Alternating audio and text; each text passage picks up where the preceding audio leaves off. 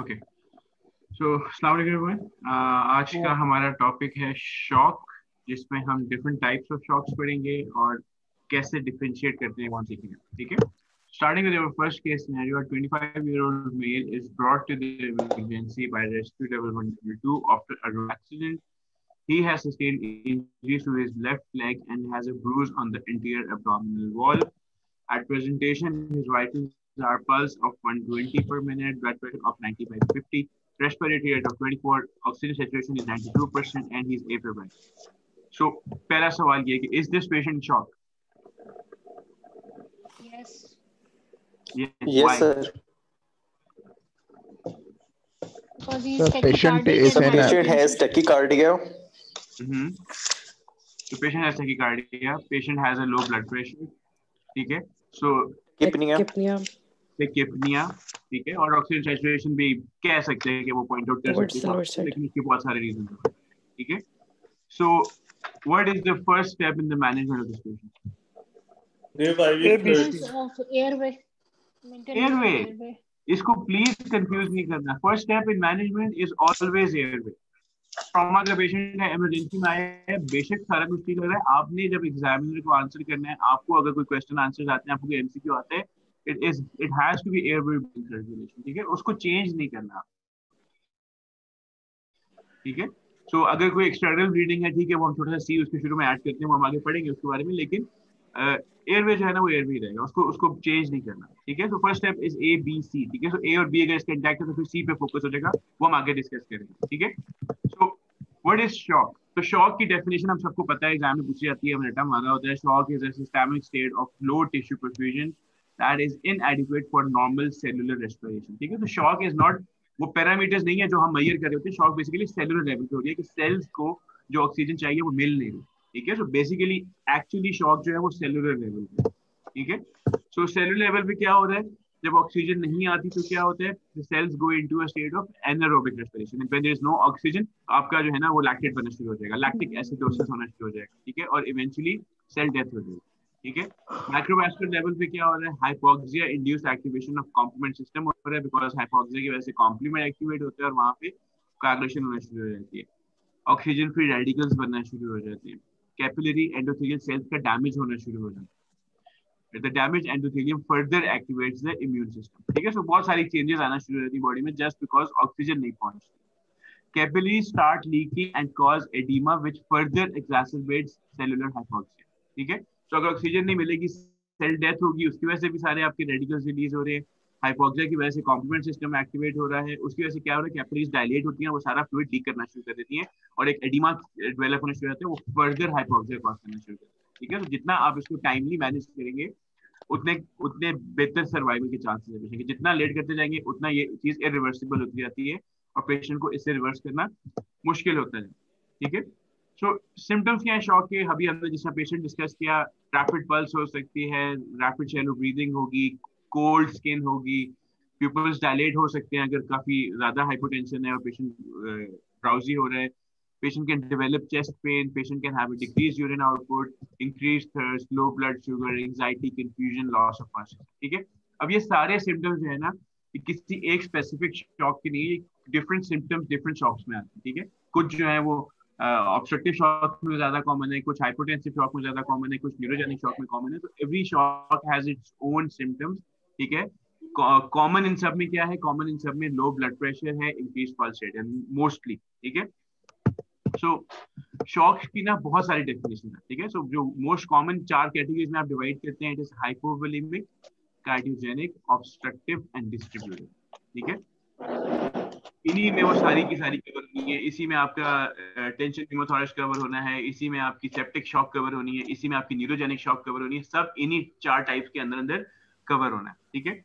So what is hypovolemic shock?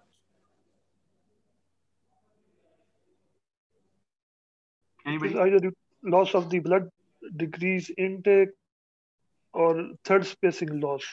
ठीक है. सो जैसे उसका नेम सजेस्ट कर रहा है, बेसिकली वॉल्यूम कम हो गया. ठीक है. सिस्टम सारे ठीक काम कर रहे हैं, आपकी वेसल्स काम कर रही हैं, आपका हार्ट काम कर रहा है, कोई उधर प्रॉब्लम नहीं है, वॉल्यूम लॉस हो गया. ठीक है. There is not enough blood in the circulatory system, उसकी वजह से शॉक हो रही है. ठीक है. कार्डियोजेनिक शॉक में क्या हो रहा है, कार्डियक शॉक में हार्ट फेलियर, पंप फेलियर है, ठीक है।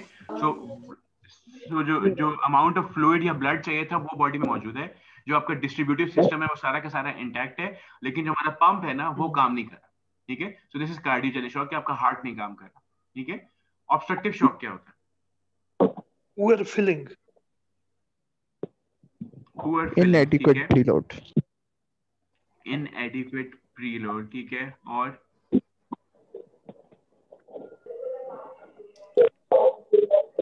रेजिस्टेंस टू फ्लो,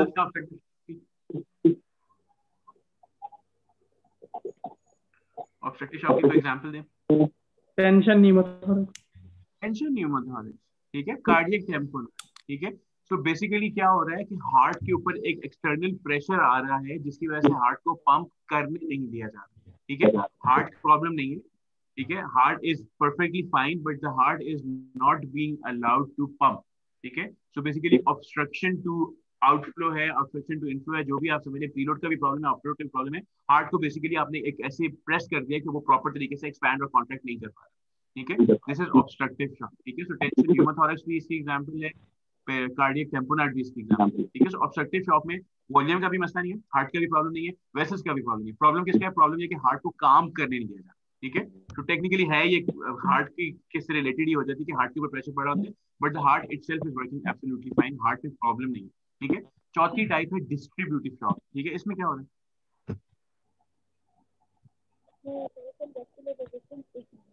आवाज नहीं आ रही है आपकी बात में, आवाज नहीं आ रही बिल्कुल।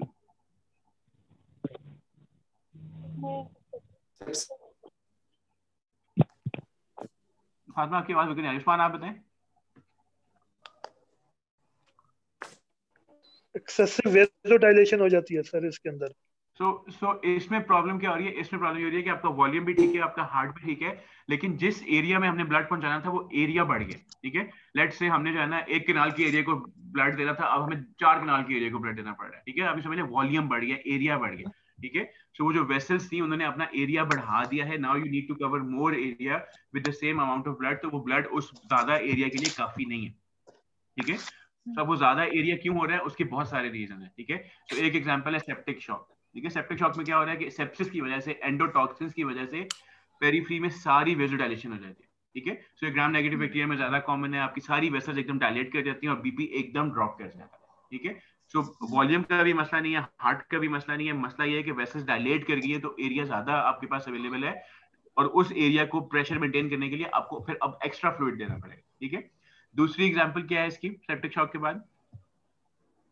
Neurogenic spinal, neurogenic shock, neurogenic और स्पाइनल, ये तो बड़ी लंबी डिबेट है, ठीक है। एक न्यूरोजेनिक शॉक है, ठीक है। न्यूरोजेनिक शॉक में क्या हो रहा है? न्यूरोजेनिक शॉक में आपकी जो है सिंपैथेटिक ब्लॉकेज हो जाती है या ओवर एक्टिविटी हो जाती है? नहीं सर, सिंपैथेटिक आउटफ्लो ब्लॉक हो जाता है, जिस तरह से पेरिफेरल वेसोडाइलेशन हो जाती है। शाबाश, ठीक है। सो सिंपैथेटिक आउटफ्लो ब्लॉक हो जाता है, सिंपैथेटिक चेन ब्लॉक हो जाती है, और अगेन वही चीज हो रही है कि सारी वेसल्स डायलेट कर जाती हैं, ठीक है। तीसरी क्या चीज है? तीसरी है एनाफाइलैक्सिस। तो एनाफाइलैक्सिस में भी ये हो रहा है कि आपने कोई ऐसी चीज खाई जिससे आपको एलर्जी हुई और सारी की सारी बॉडी में हिस्टामिन रिलीज होती है और सारी की सारी वेसोडाइलेशन हो जाती है और एकदम बीपी ड्रॉप कर जाता है, ठीक है। So this is distribute. वैसे तो सारी आपस में डिफरेंट है, सबकी मैनेजमेंट डिफरेंट है। हमारी सर्जिकल मैनेजमेंट में हाइपोवोलेमिक, ऑब्स्ट्रक्टिव, डिस्ट्रीब्यूटिव, ये तीनों बहुत इंपॉर्टेंट है। कार्डियोजेनिक हमें पता होना चाहिए कि उसको आप डायग्नोस करके रेफर कर दें। नॉर्मली हम कार्डियोजेनिक शॉक मैनेज नहीं कर रहे होते, लेकिन बाकी तीनों हम मैनेज कर रहे होते हैं। So hypovolemic से स्टार्ट करते हैं। So hypovolemic shock क्या है? It basically happens when the body loses 20% or more of its blood supply, which typically occurs through injury or accident. Symptoms क्या है? इंक्रीज ब्लीडिंग होगी, स्वेटिंग होगी, डिजीनेस, कंफ्यूजन, रैप्सो include black stools, abdominal pain, vomiting, खैर ये हमें पता है, ठीक है। तो कहीं भी ब्लड लूज हो सकता है। अब जरूरी नहीं कि हर सिचुएशन ट्रॉमा की हो। पेशेंट्स जो एक्सेसिव वॉमिटिंग के साथ आते हैं, पेशेंट्स जो एक्सेसिव डायरिया के साथ आते हैं, जिनको मैसिव अपर जीआई ब्लीड होता है, जिनको मैसिव लोअर जीआई ब्लीड होता है, ये सब हाइपोवोलेमिक शॉक के साथ आते हैं, ठीक है। इन सब में इशू वॉल्यूम का ही है, ब्लड लूज हो रहा है और वॉल्यूम कम हुआ है और आपको उसको रिप्लेस करना पड़ेगा। So treatment for hypovolemic shock is aimed at stopping the source of bleeding and replacing lost fluids through the administration of crystalloids and blood transfusion, ठीक है। सो ये हम जब स्पेसिफिक पढ़ते जाएंगे तो हमें पता है कि जब ट्रॉमा का पेशेंट आता है तो बेस्ट रिप्लेसमेंट फ्लूइड जो है वो ब्लड है, ब्लड को अपने ब्लड से रिप्लेस करना होता है, लेकिन टाइम बाइंग के लिए आप क्रिस्टलॉइड्स दे सकते हैं, ठीक है। सो हाइपोवोलेमिक शॉक में जो वॉल्यूम का मसला है तो treatment is to replace volume with volume, volume कम है आप वॉल्यूम पूरा करें, उसकी शॉक जो है वो खत्म हो जाएगी। Drugs such as dopamine और epinephrine may also be given to increase the heart's pumping strength, ठीक है। अब एक ये कॉन्सेप्ट होता है कि जी वो क्या कहते हैं वेसोप्रेसर्स नहीं देने, ठीक है, एपिनेफ्रिन नहीं देना हाइपोवोलेमिक शॉक में, कॉन्सेप्ट ठीक है, नहीं देना चाहिए। जब वॉल्यूम ही नहीं है तो हार्ट की पंपिंग को स्ट्रॉन्ग करने का क्या फायदा है, लेकिन जब आप वॉल्यूम रिप्लेस कर रहे हैं तो साथ एपिनेफ्रिन ऐड की जा सकती है, उससे हार्ट की थोड़ी सी एक्टिविटी बढ़ेगी और आपकी शॉक से पेशेंट जल्दी बाहर आ जाएगा, उसको थोड़ा सा लाइफ और टाइम मिल जाएगा आपको, ठीक है। So yes you can add dopamine and epinephrine in a patient with hypovolemic shock, and सीधे वाले करते भी हैं, हमें पता नहीं होता, हमारे कॉन्सेप्ट थोड़े से इसमें खराब होते हैं कि नहीं देना देते हैं, ठीक है। तो जब आपके पास पेशेंट ओटी टेबल पे जब रिससिटेट कर रहे होते हैं, उसको ब्लड दे रहे होते हैं, तो आप अगर गौर करें तो एनेस्थीसिया ने एपिनेफ्रिन की भी ड्रिप चलाई होती है, उसको वो दे रहे होते हैं, because it does help even in patients with hypovolaemic. Cardiogenic shock क्या है? Cardiogenic shock is typically caused by myocardial infarction, heart attack जिसको कहते हैं। हार्ट अटैक की वजह से हार्ट जो है ना उसकी पंपिंग कैपेबिलिटी कम हो जाती है, ठीक है। सो सिम्टम्स क्या होंगे?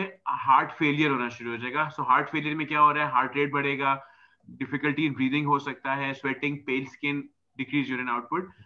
पेशेंट्स को बेसिकली पल्मोनरी हाइपरटेंशन हो रही होती है, पल्मोनरी एडिमा हो रहा होता है, ठीक है, पेरिफेरल एडिमा हो रहा होता है, सारी की सारी थर्ड स्पेसिंग ज्यादा हो रही होती है, बिकॉज हार्ट पंप नहीं कर रहा तो बैक प्रेशर पड़ रहा होता है और सारा फ्लूइड जो है ना पेरिफेरी में लीक हो रहा होता है, ठीक है। तो वो लीकेज जो है वो लंग्स में भी हो सकती है, लीकेज जो है वो पेरिफेरल लिम्स में भी हो सकती है। ट्रीटमेंट क्या है कार्डियोनिक शॉक की? We are not supposed to manage this patients, इनको टेक्निकली आप रेफर, तो इनको आप रेफर करेंगे टू मेडिसिन और कार्डियोलॉजी, लेकिन आप इसमें वो थ्रोम्बोलिटिक्स भी दे सकते हैं, आप इसमें एंजियोप्लास्टी भी कर सकते हैं, डिपेंड करता है जो भी सिनेरियो हो। So not to be treated by the surgeon, it is supposed to be treated by the physician. Obstructive shock जो है ना, it is one of those life threatening things जो आपको immediately emergency में recognize करनी होती है, ठीक है। So मैंने patient comes to you with trauma, जब वो RDA के साथ आता है और rapid shallow breathing हो रही है और blood pressure drop कर रहे हैं और आपको कोई source bleeding का नहीं मिल रहा, then you have to suspect कि इसमें कोई tension pneumothorax या pericardial tamponade तो नहीं है, ठीक है।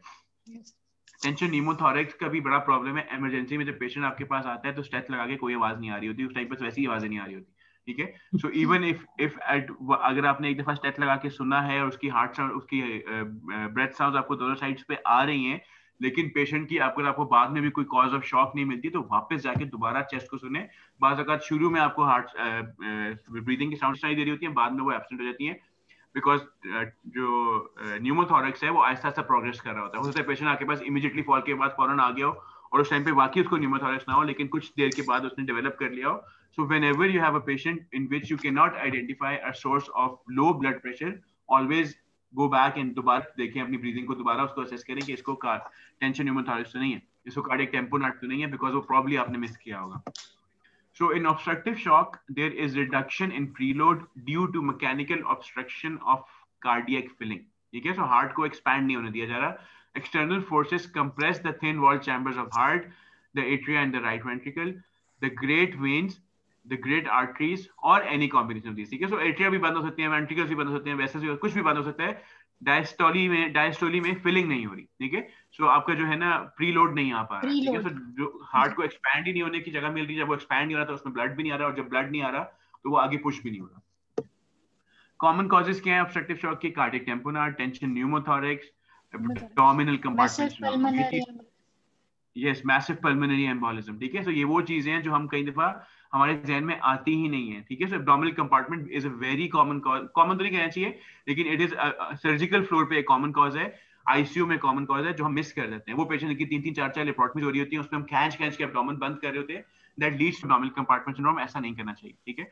सो अगर आपको नॉलेज होगा इस चीज का कि मेरे टाइट एब्डोमिनल क्लोजर की वजह से या एब्डोमिनल प्रेशर बढ़ने की वजह से मेरे हार्ट पे भी इफेक्ट आ सकता है, तो देन आप इसको अवॉइड करेंगे, देन यू विल नो कि इसको ऑब्स्ट्रक्टिव शॉक, ठीक है। उसमें क्या हो रहा है कि एब्डोमेन का प्रेशर इतना ज्यादा है कि वो डायफ्राम ऊपर पुश होकर उसने हार्ट को प्रेस किया हुआ है और हार्ट को वो एक्सपैंड नहीं होने दे रहा। Huge diaphragmatic hernia, it makes sense कि पूरा का पूरा लेफ्ट साइड पे नॉर्मली जब डायफ्रामेटिक हर्निया होता है सारे कंटेंट्स लेफ्ट चेस्ट में होते हैं, वो हार्ट को राइट पे पुश कर रहे होते हैं, obviously it would lead to obstructive shock. Massive pulmonary embolism में क्या होगा? उसमें कैसे हो रही है ऑब्स्ट्रक्टिव शॉक? उसमें हार्ट की फीलिंग नहीं हो रही होगी ना उसकी तो वजह से उसमें एग्जैक्टली उसमें हार्ट का आउटफ्लो ऑब्स्ट्रक्ट हो गया। आपने मेन पल्मोनरी वेन जो है उसको आपने ब्लॉक कर पल्मोनरी आर्टरी को आपने ब्लॉक कर दिया है। तो हार्ट जब कंप्रेस होकर आगे ब्लड को पुश करने की कोशिश करेगा तो आगे तो वैसे बंद पड़ी है, वो ब्लड आगे जाएगा ही नहीं। ठीक है, so this again causes obstructive shock. So when do you suspect obstructive shock? You suspect obstructive shock when you have a shock that is not responding to any treatment. ठीक है, ये जो फ्लूइड रिससिटेशन है और वेजोप्रेशर्स हैं, इनसे कोई भी शॉक हो कुछ ना कुछ टेम्पररी उसको फायदा जरूर होता है। ठीक है, अगर हाइपोवोलेमिक शॉक है आप उसको फ्लूइड का बोलस देंगे एकदम उसका बीपी ऊपर आएगा। अगर उसकी डिस्ट्रीब्यूटिव शॉक है और आपने वेजोप्रेशर्स एपिनेफ्रिन और एपिनेफ्रिन शुरू करा दी तो उसका बीपी ऊपर आ जाएगा। ठीक है, ऑब्स्ट्रक्टिव शॉक में आप जो मर्जी कर लेना बीपी ऊपर नहीं आना। ठीक है, पल्स प्रेशर नैरो होगा। नैरो पल्स प्रेशर क्या मतलब है? यानी कि सिस्टोलिक और डायस्टोलिक के दरमियान का डिफरेंस कम होगा, यानी कि जैसे 100 और 80 होगा या फिर 100 और 90 होगा सिस्टोलिक और डायस्टोलिक। ठीक है, so exactly, so 180 होगा, 70-50 होगा, 80-60 होगा। ठीक है, so the pulse pressure will be normally जो 40 से ऊपर होता है, 40 प्लस होता है, वो उससे कम होना शुरू हो जाएगा। so this shows कि आपकी हार्ट जो डायस्टली और सिस्टली है उसके बीच में जो है ना बहुत ज्यादा फर्क नहीं है। ठीक है, नेक वेन्स डिस्टेंडेड होंगी। पल्सेस पैराडॉक्सिस क्या होता है? इंस्पायरेशन और एक्सपायरेशन में जो डिफरेंस होता है, क्या से कहते हैं, जेवीपी एक मिनट बताता हूँ, गूगल करती हूँ। हाँ ओके, और बताए। हाँ जी, काशिफ, अमीन, एनीबॉडी, पल्सेस पैराडॉक्सिस क्या होता है? This is a condition where during inspiration the pulse rate decreases and during expiration it increases. This is pulsus paradoxus. So during inspiration the pulse rate increases and during expiration the pulse rate, basically respiration के साथ आपकी जो pulse है ना उसका rate very कर रहा होता है। ठीक है, बिकॉज इंस्पिरेशन और एक्सपिरेशन से आपका जो चेस्ट का प्रेशर है वो वेरी कर रहा होता है, उसकी वजह से जो है ना प्रेशर ऑन द हार्ट जो है वो अफेक्ट हो रहा होता है। तो एक्सपिरेशन में प्रेशर कम होता है। ठीक है, so pulsus paradoxus is the variation in pulse with inspiration and expiration. ठीक है, तो ट्रीटमेंट क्या है? Treatment depend on the cause. Cardiac tamponade है, उसकी ट्रीटमेंट डिफरेंट है, ये हम आगे करेंगे जब हम ट्रॉमा करेंगे। जो टेंशन न्यूमोथोरस है वो हमें पता है उसमें क्या है, हर सिनेरियो की ट्रीटमेंट उसके हिसाब से। ज्यादा इंपॉर्टेंट है उसको डायग्नोज करना। ठीक है, अब आगे डिस्ट्रीब्यूटिव शॉक्स या वार्म शॉक्स। अभी तक जितनी भी हमने शॉक्स की थी ये सारी की सारी कोल्ड शॉक्स थी। ठीक है, कोल्ड का मतलब कि आपकी जो स्किन है वो कोल्ड पड़ी होगी, क्लैमी कोल्ड क्लैमी स्किन होगी। डिस्ट्रीब्यूटिव शॉक्स में क्या हो रहा है कि आपकी वेसल्स डायलेटेड है तो blood flow to the periphery increase होता है। ठीक है, जब आप पेशेंट को हाथ लगाते हैं तो वो वार्म फील होता है आपको। तो ये कैरेक्टरिस्टिक है डिस्ट्रीब्यूटिव शॉक का। ठीक है, तो उसमें वॉल्यूम का भी मसला नहीं है, मसला ये हो रहा है कि सारा का सारा ब्लड जो है वो पेरिफेरी में सर्कुलेट कर रहा है। So distributive shock describes the pattern of cardiovascular responses characterizing a variety of conditions including septic shock, anaphylactic shock and spinal cord injury. Septic shock हमें पता है is the result of system-wide bacterial, viral और fungal infection known as sepsis. Anaphylaxis में widespread vasodilation हो रही है histamine की वजह से, और न्यूरोजेनिक में सिंपैथेटिक आउटफ्लो ऑब्स्ट्रक्शन हो जाती है, सिंपैथेटिक चेन की का डैमेज होता है जिसकी वजह से वैस्कुलर टोन जो सिंपैथेटिक सिस्टम ने मेंटेन की होती है वो लूज होती है और सारी वेसल्स डायलेट हो जाती है। सो डिस्ट्रीब्यूटिव शॉक की ट्रीटमेंट जो है ना वो डिपेंड करती है कॉज पे, लेकिन इन सब में इंपॉर्टेंट है आपने वेजोप्रेशर्स देने हैं। ठीक है, so you have to give norepinephrine, you have to give epinephrine ताकि वो वेसल्स सारी की सारी कंस्ट्रिक्ट करें और आपका वॉल्यूम कंप्लीट हो जाए। ठीक है, सो सेप्टिक शॉक में क्या होगा, ट्रीटमेंट क्या होगी? The treatment is aimed at combating the underlying infection and preventing organ damage. ठीक है, so as a surgeon septic shock में बहुत ज्यादा आपका रोल है। अगर कोई पेशेंट को पेरिटोनाइटिस है आपने पेरिटोनाइटिस करेक्ट करना है, अगर उसकी कोई एब्सेस है उसको आपने ड्रेन करना है, अगर कोई वुंड इन्फेक्शन है आपने उसको डिब्राइड करना है, नेक्टारिक फिशाइटिस है उसको आपने डिब्राइड करना है। सो ठीक है, आपने शॉक के लिए उसको वेजोप्रेशर भी देनी है लेकिन आपने कॉज को भी ट्रीट करना। ठीक है, तो सेप्टिक शॉक में हमें पता है कहीं ना कहीं कोई इन्फेक्शन का फोकस पड़ा होता है जो प्रॉब्लम कर रहा होता है, तो उसको आपने साथ वेजोप्रेशर भी देने हैं और उसको आपने साथ ट्रीट भी करना है। न्यूरोजेनिक शॉक में क्या हो रहा है?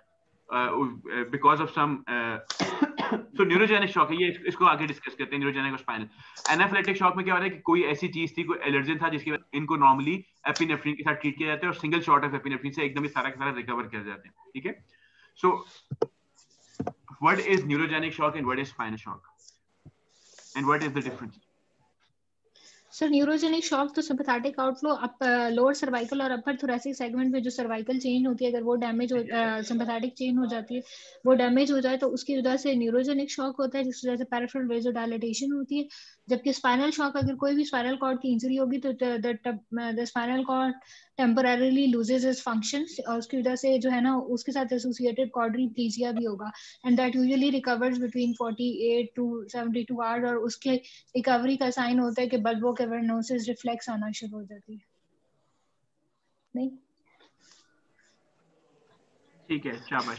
सो इसको मैं भी दोबारा भी आपको बताता हूं, these two coexist, spinal shock and neurogenic shock. Yes, they can coexist. जी, अगर हमारे पास can you have spinal shock yes, and neurogenic shock?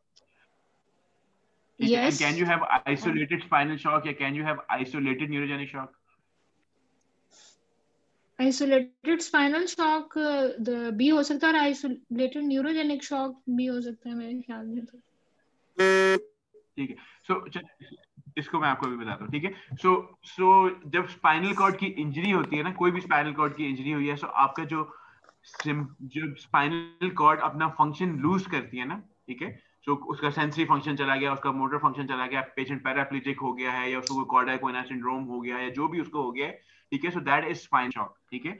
So spinal shock का मतलब है कि स्पाइन ने अपना फंक्शन छोड़ दिया एकदम, ठीक है, स्पाइनल कॉर्ड ने बेसिकली, ठीक है। सो स्पाइनल कॉर्ड इंजरी की वजह से जब स्पाइनल कॉर्ड अपना फंक्शन छोड़ देती है, उसको शॉक कहते हैं।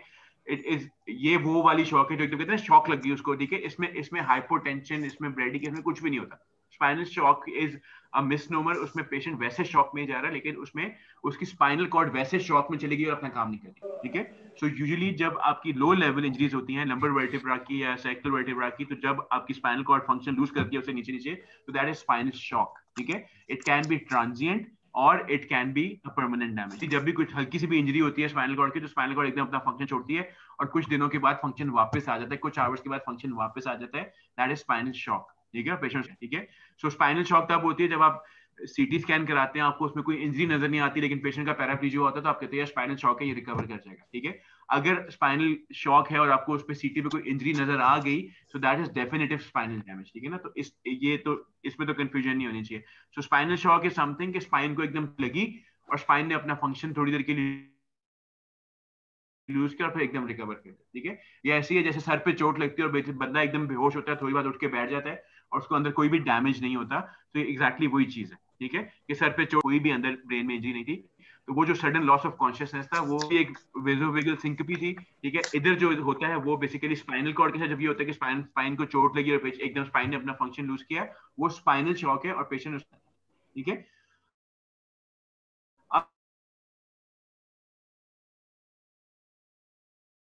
ऊपर जाते हैं, ठीक है, तो वहां पे साइड पे आपकी सिंपैथेटिक चेन भी बड़ी होती है, ठीक है। So when you have a spinal cord injury above the level of T6 और T7, तो साथ आपकी सिंपैथेटिक चेन की इंजरी भी होती है, and that is when you have neurogenic shock, ठीक है। So neurogenic shock normally spinal shock के साथ आती है, ठीक है। So when you have a patient who has bradycardia and hypotension, तो नॉर्मली जब उसका स्पाइनल सिस्टम आप चेक करेंगे तो उसको सेंसरी मोटर लॉस भी होगा, ठीक है, नॉट 100%, लेकिन अगर है तो स्पाइन जब न्यूरोजेनिक शॉक हो रहा है स्पाइनल कॉर्ड इंजरी की वजह से, तो साथ स्पाइनल शॉक भी होगा, ठीक है। बाज औकात ब्रेन स्टेम इंजरी की वजह से भी नहीं हो सकता है, उस केस में स्पाइनल इंजरीज आपको नहीं मिलेंगी, ठीक है। सो उसमें थोड़ी सी वो प्रॉब्लम है नॉर्मली, लेकिन स्पाइन also have काशिफ बात समझ आइए? जी सर, जी सर, ऐसी है। So ये बड़ा इंपॉर्टेंट कॉन्सेप्ट है। So spinal cord injury can cause spinal shock, and injury is above T6 it can cause neurogenic shock as well, ठीक है। सो न्यूरोजेनिक शॉक एक अलग टर्म है, स्पाइनल शॉक एक अलग टर्म है, लेकिन स्पाइनल शॉक के साथ न्यूरोजेनिक शॉक होना जरूरी नहीं है, न्यूरोजेनिक शॉक के साथ स्पाइनल शॉक होती है, ठीक है, अनलेस ब्रेन स्टेम इंजरी की वजह से न्यूरोजेनिक शॉक हो रही है, जो कि बहुत रेयर है, ठीक है। नॉर्मली जो है ना वो मतलब अगर आप मेरे पास एक पेशेंट आता है, उसका T4 वर्टिब्रा का फ्रैक्चर है और उसको साथ ब्रेडिकार्डिया और हाइपोटेंशन हो रही है, so this is neurogenic shock with spinal shock, ठीक है। तो आपको स्पाइनल शॉक बोलने की जरूरत, न्यूरोजेनिक शॉक है तो ऑब्वियसली स्पाइन की इंजरी तो है ही है और साथ न्यूरोजेनिक शॉक हो रही है, ठीक है। अगर पेशेंट का L1 का फ्रैक्चर था और उसको पैराप्लीजिया हो रहा है लेकिन उसको कोई बाकी सिम्टम्स नहीं है, कोई स्पाइनल इंजरी होगी, तो वो कैटेगरी चेंज हो जाती है। सो नॉर्मली स्पाइनल शॉक का मतलब है कि ट्रांजिएंट है और पेशेंट रिकवर कर शॉक की ट्रीटमेंट सबसे पहले तो उसको रिकॉग्नाइज करना है, ठीक है। आपके बहुत सारे एग्जाम में एमसीक्यूज आते हैं जिसमें उन्होंने न्यूरोजेनिक शॉक का सिनेरियो बनाया होता है और फिर वो आपसे पूछते हैं what is the first step in the management of this patient, ठीक है। प्लीज उसमें फिर फ्लूइड्स देने, ठीक है। पेशेंट ट्रॉमा का था, उसको ब्लीडिंग भी हो रही थी, उसको हाइपोटेंशन भी थी, उसको ब्रेडिकार्डिया भी था, हो सकता है उसको न्यूरोजेनिक शॉक हो, लेकिन for all practical purposes always assume कि ट्रॉमा का पेशेंट अगर हाइपोटेंसिव हो रहा है तो उसको हाइपोवोलेमिक शॉक होगा, ठीक है। So the first step will still be to give fluids and then add vasopressor, ठीक है। हो सकता है वो एथलीट हो, उसको इसी वजह से ब्रेडिकार्डिया हो सकता है वो एमसीक्यूज होते हैं, वो ट्रिक क्वेश्चंस होते हैं, ठीक है, वो आपको कंफ्यूज कर रहे होते हैं।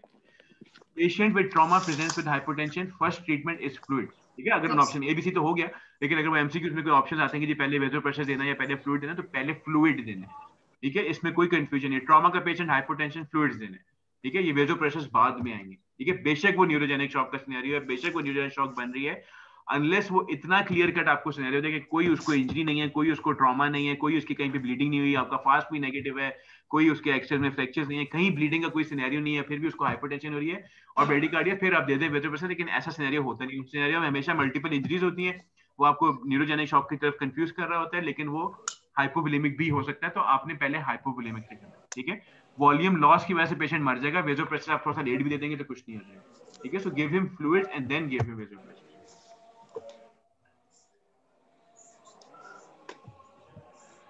Cardiovascular and metabolic characteristics of shock, ठीक है। सो क्या क्या हो रहा है, कार्डियक आउटपुट कम है, वैस्कुलराइजेशन ज्यादा है, सो बॉडी पेरिफेरी सारी की सारी वेसोकंस्ट्रिक्शन हो जाती है, सिंपैथेटिक एक्टिविटी ज्यादा हुई होती है, बॉडी जो है वो फ्लूइड को कंजर्व करने की कोशिश कर रही होती है, ठीक है। सो वैस्कुलर रेजिस्टेंस ज्यादा है हाइपोवोलेमिक शॉक में भी, कार्डियोजेनिक शॉक में भी और ऑब्स्ट्रक्टिव शॉक में भी। जितनी भी आपकी पेरिफेरल वेसल्स हैं वो सारी कंस्ट्रिक्ट हो जाती हैं ताकि पेरिफेरल उल्टा है, ठीक है। उसमें पेरिफेरल सारी वेसल्स डायलेटेड होती हैं, ठीक है, और हार्ट को फिर ज्यादा काम करना होता है, कार्डियक आउटपुट बड़ी होती है, ठीक है। नीचे आ जाए, मिक्स्ड वीनस सैचुरेशन, ये क्या होती है? extraction of oxygen, extraction of oxygen from the blood. इसका मतलब ये है कि ब्लड फ्लो ऑर्गन के पास कितना गया है कि उसने ऑक्सीजन उसमें से एक्सट्रैक्ट किया। अगर बहुत ब्लड फ्लो कम होगा, मतलब बहुत ज्यादा एक्सट्रैक्ट हो रही है, यानी 50% से भी कम है, इसका मतलब ये है कि उसमें मतलब ये कि उसमें ऑक्सीजन की डिफिशिएंसी है, इतनी अच्छी परफ्यूजन नहीं है टिश्यू की, ठीक है।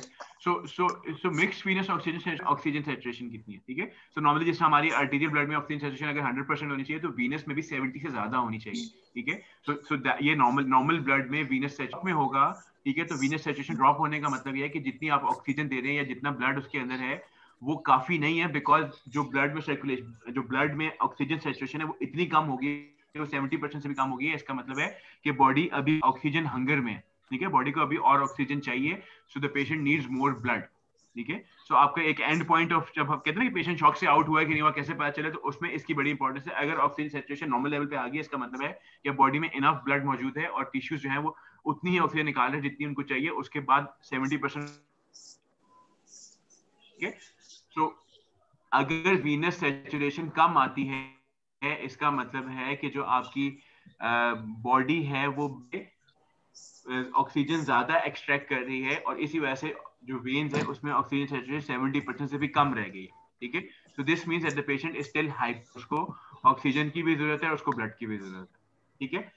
जो सेप्टिक शॉक है या जो डिस्ट्रीब्यूटिव शॉक है उसमें प्रॉब्लम क्योंकि सिर्फ सर्कुलेशन का हो रहा होता है, उसमें हीमोग्लोबिन भी पूरा है, उसमें वॉल्यूम भी पूरा है, तो उसमें जो आपकी मिक्स वीनस ऑक्सीजन सैचुरेशन है वो हाई रहती है, वो कम नहीं हो रही होती, बिकॉज इशू ऑक्सीजनेशन का है नहीं, इशू ये है कि वॉल्यूम सारा डिस्ट्रीब्यूट हुआ, ठीक है। तो उसमें ये नहीं बढ़ेगी और नहीं कम होगी। So, हमारा सिनेरियो वापस उस पे आ जाते हैं। 25-year-old male is brought to the ER, pulse 120 थी, BP 90-50 था। कौन सी शॉक है ये? Hypovolemic shock. हाइपोवोलेमिक शॉक, ठीक है। So what happens to this patient after he has had his injury? अब क्या होगा, बॉडी कैसे रिस्पॉन्ड करेगी सर? वेसोकंस्ट्रिक्शन होगी, सो वेसोकंस्ट्रिक्शन कार्डियक आउटपुट ज्यादा होगा, तो कार्डियक आउटपुट बढ़ेगा, body is trying to conserve all the fluid, तो वो पेरिफेरल तो जो वेसोकंस्ट्रिक्शन है करेगी मेन ऑर्गन्स जो है हार्ट, किडनीज, उनके ऊपर ज्यादा जाएगा, बाकी पेरिफेरी से मसल से कंजर्व कर लेंगे। शट डाउन हो जाएगा, आपकी जीआईटी सारा शट डाउन हो जाएगा, उधर ब्लड फ्लो सारा वहां से डाइवर्ट होके वाइटल ऑर्गन्स पे चला जाएगा, ठीक है। सो ये सारा कुछ कैसे हो रहा है, ये सारा कुछ जो है ना बॉडी में बहुत सारी जगहों पे डिफरेंट रिसेप्टर्स हैं जो एक्टिवेट हो जाते हैं जब पेशेंट का बीपी ड्रॉप करता है, ठीक है। तो पेरो रिसेप्टर्स एक्टिवेट हो जाएंगे, सिंपैथेटिक सिस्टम एक्टिवेट हो जाएगा, ठीक है, वो जो फाइट और फ्लाइट रिस्पॉन्स है वो एक्टिवेट हो जाएगा आपका, टैकीकार्डिया होगा, वेसोकंस्ट्रिक्शन होगी, मेटाबॉलिक एसिडोसिस में पेशेंट जाएगा, रेस्पिरेटरी रेट इंक्रीज करेगा, रेट ऑफ वेंटिलेशन इंक्रीज कर जाएगा, ठीक है, वो 12 से 16 से 18 से 20 ब्रेथ्स पर मिनट ले रहा होगा पेशेंट, रीनल आउटपुट कम हो जाएगा, ठीक है, रेनिन एंजियोटेंसिन सिस्टम एक्टिवेट हो जाएगा, फ्लूइड कंजर्व करने की तरफ बॉडी से जाएगी, यूरिन आउटपुट शट डाउन हो जाएगा, ठीक है, वो बिल्कुल मिनिमल रह जाएगा, एंडोक्राइन सिस्टम एक्टिवेट होगा, वेसोप्रेसिन रिलीज होगा हाइपोथैलेमस से, कॉर्टिसोल जो हमने पहला चैप्टर पढ़ा था, कॉर्टिसोल लेवल बढ़ जाते हैं तो उससे भी क्या हो रहा है, वाटर सोडियम रिटेंशन बढ़ जाएगी, ठीक है। So this is body's response to shock, कि जब फ्लूइड लॉस हो रहा होता है तो बॉडी हर तरफ से उसको कंजर्व करने की कोशिश कर रही है, ठीक है। सो अपने सिस्टम, काफी सारे सिस्टम एक्टिवेट हो रहे हैं, कार्डियोवैस्कुलर सिस्टम में चेंजेस आ रही हैं, रेस्पिरेटरी सिस्टम में चेंजेस आ रही हैं, रीनल सिस्टम में चेंजेस आ रही हैं और एंडोक्राइन सिस्टम में चेंजेस आ रही हैं, ठीक है। सो जो रिस्पॉन्स है ना शॉक का, वो डिपेंड करता है on the amount of volume which you have lost, ठीक है। अब सबसे इंपॉर्टेंट हाइपोवोलेमिक है, अब हम उस पर फोकस करें, ठीक है। सो जितना आपने वॉल्यूम लूज किया होगा उसके हिसाब से रिस्पॉन्स आएगा, ठीक है। सो शॉक को ना 4 कैटेगरीज में डिवाइड किया जाता है, कंपेंसेटेड शॉक, मायर, ये पुरानी क्लासिफिकेशन थी, इसको डिवाइड किया हुआ है into class 1, class 2, class 3 and class 4 shock, ठीक है। सो बेसिकली 4 कैटेगरीज बना, उसमें आपके पैरामीटर्स चेंज ही नहीं हो रहे होते, ठीक है। So you have lost blood जो है आप लूज कर रहे होते हैं 10 to 15%, ठीक है, और ना आपका पल्स है, ना आपका रेस्पिरेटरी रेट चेंज आ रहा है, ना ब्लड प्रेशर में चेंज आ रही है, ना कॉन्शियस लेवल चेंज हो रहा है, ठीक है। थोड़ा सा लैक्टिक एसिड हो सकता है लेकिन आमतौर पे बॉडी को कोई बहुत ज्यादा फर्क नहीं पड़ता। सो दिस इज क्लास 1 या कंपेंसेटेड शॉक, ठीक है। तो इसकी एग्जाम्पल क्या है, इसकी एग्जाम्पल है ब्लड डोनेशन, कि जब आप जाके ब्लड डोनेट का है और आप डोनेट करके आते हैं तो आपको कोई ज्यादा लंबी चौड़ी चेंजेस बॉडी में नहीं आ रही होती, ठीक है। फर्स्ट टाइम हो रही होती है, सेकंड टाइम जब वो जाके देंगे उनको नहीं होगी, वो भी बिकॉज ऑफ द फियर हो रही होती है, अदरवाइज 500 ml ब्लड देने से बॉडी में कोई बहुत ज्यादा चेंजेस नहीं आ रही होती, ठीक है। You do not experience hypotension, you do not experience tachycardia, आपको कोई बहुत ज्यादा बॉडी में चेंजेस उसकी वजह से नहीं आ रही, हालांकि आपने 500 ml ब्लड दे दिया हुआ है, ठीक है। सो 500 ml 5 लीटर इज 10%, ठीक है। सो 10% ब्लड देने के बावजूद आपकी बॉडी में चेंजेस नहीं आ रही, इसको कहते हैं क्लास 1 या कंपेंसेटेड शॉक, ठीक है। इसके बाद आ जाती है क्लास 2 या माइल्ड शॉक, ठीक है। दिस इज 15 to 30%, ठीक है, 15 to 30%, ठीक है। ये बेले का टेबल है, ये ATLS की आपकी बुक का टेबल है, ये ज्यादा बेहतर है, इसको याद करने तो ज्यादा अच्छा होगा, ठीक है। सो पहला अवस्था पल्स आपकी जो है ना ये अप टू 100 होती है, मोटे हरकत का अप टू 100 पल्स रहती है, बीपी में चेंजेस नहीं आती, पल्स प्रेशर नॉर्मल रहता है, कैपिलरी रिफिल में चेंजेस नहीं आ रही, रेस्पिरेटरी रेट में चेंजेस, इससे ज्यादा कोई फर्क नहीं पड़ेगा, ठीक है। क्लास 2 हेमरेज में अब क्या हो रहा है कि आपका जो ब्लड लॉस है वो 15 से 30% पे चला गया, ठीक है। So you have lost up to 30% of your blood, यानी कि 750 से 1500 ml तक अगर ब्लड लॉस आपका होगा, अब चेंजेस आना शुरू हो रही है। क्या चेंजेस आना शुरू हो रही है, पल्स बढ़ गई, ठीक है, 100 से ऊपर चली गई, ठीक है। So pulse goes above 100, BP still remains normal, ठीक है, बीपी चेंज नहीं हो रहा, हालांकि 30% आपने ब्लड लूज किया, लेकिन बॉडी में इतनी कैपेसिटी है कि वो 1500 ml सेट कर जाती है with tachycardia without causing hypotension, ठीक है।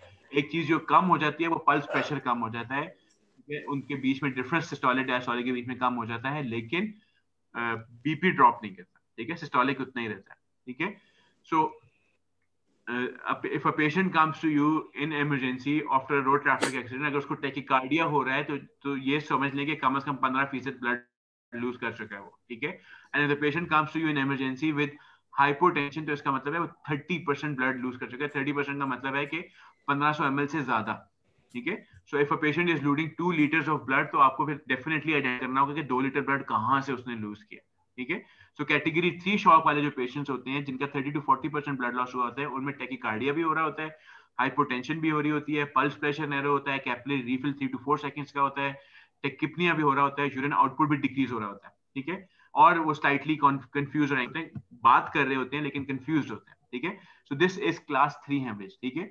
So if a patient comes to me in the emergency और अगर पेशेंट का बीपी ड्रॉप हुआ होगा तो मेरे ऊपर ये लाजिम है कि मैं देखूं कि ये 2 लीटर ब्लड उसने कहाँ से लूज किया, ठीक है. वो ठीक है, आप उसको 2 लीटर फ्लूइड लगाएंगे उसका बीपी एकदम ऊपर आ जाएगा, लेकिन इंपॉर्टेंट चीज ये है कि आपको पता होना चाहिए कि वो 2 लीटर जहां से उसने ब्लड लूज किया है, क्या वो चीज हमने आइडेंटिफाई करके रोक दिया है कि नहीं रोकी, ठीक है. तो ब्लड लूज कर चुका है तब तक आप उस पैनिक वाली सिचुएशन में उसको ढूंढने की कोशिश नहीं करेंगे कि कहाँ पे ब्लीडिंग हो रही है, ठीक है. सो कैटेगरी 3 तक जो है ये सारी शॉक्स जो है ये रिवर्सिबल है, ठीक है. कैटेगरी 4 शॉक जो है ना, कैटेगरी 4 का मतलब है you have lost more than 40% of your blood. Category 4 shock जो है ना, very few patients recover from a category 4 shock, ठीक है. पल्स 140 से ऊपर होती है, बीपी नेग्लिजिबल होता है, पल्स प्रेशर बिल्कुल डिक्रीज होता है, capillary refill more than 5 seconds होता है, respiratory rate more than 40, urine output बिल्कुल नहीं है, पेशेंट बिल्कुल कोमाटोज हुआ हुआ है, बात नहीं कर रहा, कंफ्यूज्ड है, ठीक है. सो कैटेगरी 4 शॉक जो है ना वो ऑलमोस्ट इरिवर्सिबल है, ठीक है. और as a surgical resident, as a trainee, जब आप इमरजेंसी में बैठे होते हैं, हमारा ये होता है कि हमारा पेशेंट जब हमारे पास क्लास 2 या क्लास 3 शॉक में आ गया है तो हम उसको 3 से 4 में ना जाने दें या 2 से 3 में ना जाने दें, ठीक है. वो सब कुछ तब होता है जब हम रिकग्नाइज नहीं करते और हम डिले कर देते हैं हर चीज को, ठीक है. तो मेरे पास पेशेंट आया, वो हाइपोटेंशन था, मैंने उसको जल्दी से 2 लाइंस ली और 2 लीटर फ्लूइड लगाया, उसका बीपी एकदम ऊपर आ गया, मैंने कहा ये बंदा ठीक है, कोई मसला नहीं, चलो आगे चलो अगला मरीज देखते हैं, ठीक है. नॉट रियलाइजिंग कि भाई 2 लीटर ब्लड इसने कहीं तो लूज किया था ना, मुझे सोर्स तो ढूंढ लेनी चाहिए थी कहाँ से लूज किया है, ताकि मैं उसको आइडेंटिफाई करूँ, उसको मैं टेक केयर हो सकता है उसको हीमोथोरैक्स हो लेफ्ट साइड पे, जस्ट बिकॉज उसका बीपी एकदम ऊपर आ गया इसका मतलब ये नहीं कि वो ठीक हो गया, ठीक है. You still need to identify the source of the bleeding, कहाँ से इतना ब्लीड किया कि हाइपोटेंसिव हो गया, ठीक है. So hypotension is a very very important marker which tells you कि अच्छी खासी ब्लीडिंग ऑलरेडी हो चुकी है, ठीक है. अब आप जितना और लेट करेंगे उतना ज्यादा चांसेस है कि आप इसकी डेथ में कंट्रीब्यूट करें. सर ये बता दें कि वर्कअप कब स्टार्ट करना है?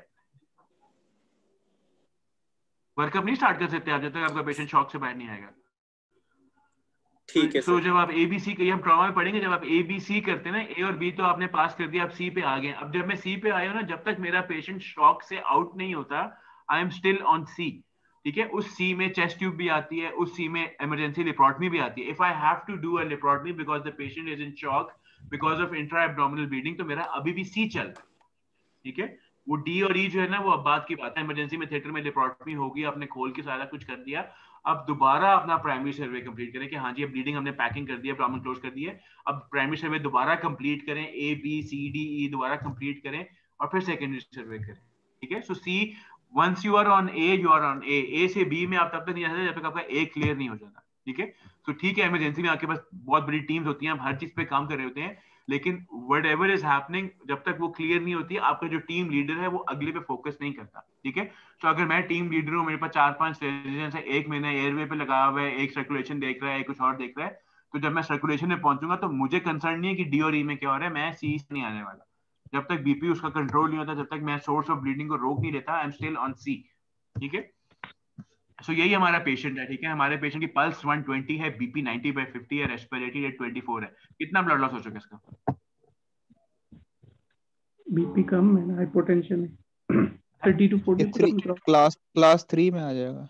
Exactly. So this is class 3 hemorrhage. इसका मतलब है कि at least 30 to 40% ml blood lose किया, यानी कि एटलीस्ट 3 कितना लीटर ब्लड लूज कर चुका है, ये 1500 से 2000 ml, ठीक है. 2 लीटर ब्लड लूज कर चुका है, ठीक है. टांग के ऊपर थोड़े थोड़े जख्म है, ब्रूजेस हैं, ठीक है. तो टांग से तो इतनी कोई एक्सटर्नल ब्लीडिंग इसकी हुई नहीं है, तो कहाँ ब्लीड किया है? Bruises on anterior abdominal wall.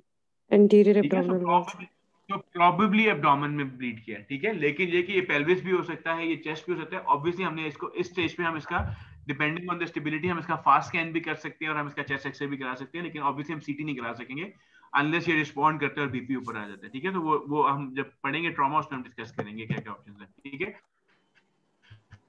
सो हमारा प्लान टू प्रोसीड वही होगा ABC. So after securing the chest, both sides are clear, you focus on the circulation. What are the possible sources of bleeding? हमने अभी discuss किया, chest है, abdomen है, pelvis है, और चौथी चीज क्या है? 4 चीजें होती हैं, 4 सोर्सेज होती हैं ब्लीडिंग की. One on the floor. वो पांचवी। सो एक निमोनिक है, आपको याद कराया जाता है ऑन द फ्लोर एंड 4 मोर, ठीक है। So the patient is in shock because of bleeding, तो उसकी 5 पोटेंशियल साइट्स हैं, ठीक है। ऑन द फ्लोर का मतलब है कि वो ब्लीडिंग जो आपको बाहर नजर आ रही है और उड़ उड़ के खून निकल रहा है, ठीक है। ओपन फ्रैक्चर है टांग का, उसमें से ब्लीडिंग हो रही है, रेडियल आर्टरी बंदा अपनी काट के अब रेडियल आर्टरी से फुवारे निकल रहे हैं। सो ऑब्वियसली वो ब्लीडिंग तो अपने हर हाल में रोकनी रोकनी, ठीक है। सो वो है ऑन द फ्लोर कि वो ब्लीडिंग जो पेशेंट से निकल के फर्श पे गिर रही है। उसके अलावा 4 पोटेंशियल साइट्स हैं, ठीक है। 4 साइट्स कौन सी हैं?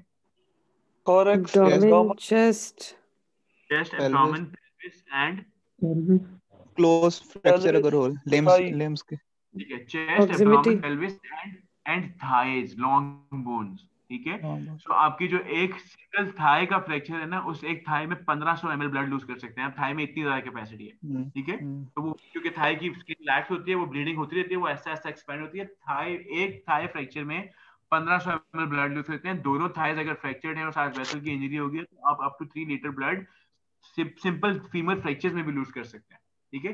इसी तरह ह्यूमरस के फ्रैक्चर में आप 500 ml ब्लड लूज कर सकते हैं। सो आपको लॉन्ग बोन्स पे देखनी है कि अगर एब्डोमेन, पेल्विस और चेस्ट में कुछ नहीं मिलता तो फिर बोन्स देखें, उधर तो प्रॉब्लम नहीं है, ठीक है। सो आपके जब पेशेंट था उसकी कुछ लेग से ब्लीडिंग हो रही थी, उसको आपने ऑलरेडी क्रेप बैंडेज कर दी हुई थी और बैक स्टैब लगा दी थी। नेक्स्ट स्टेप क्या होगा इसमें?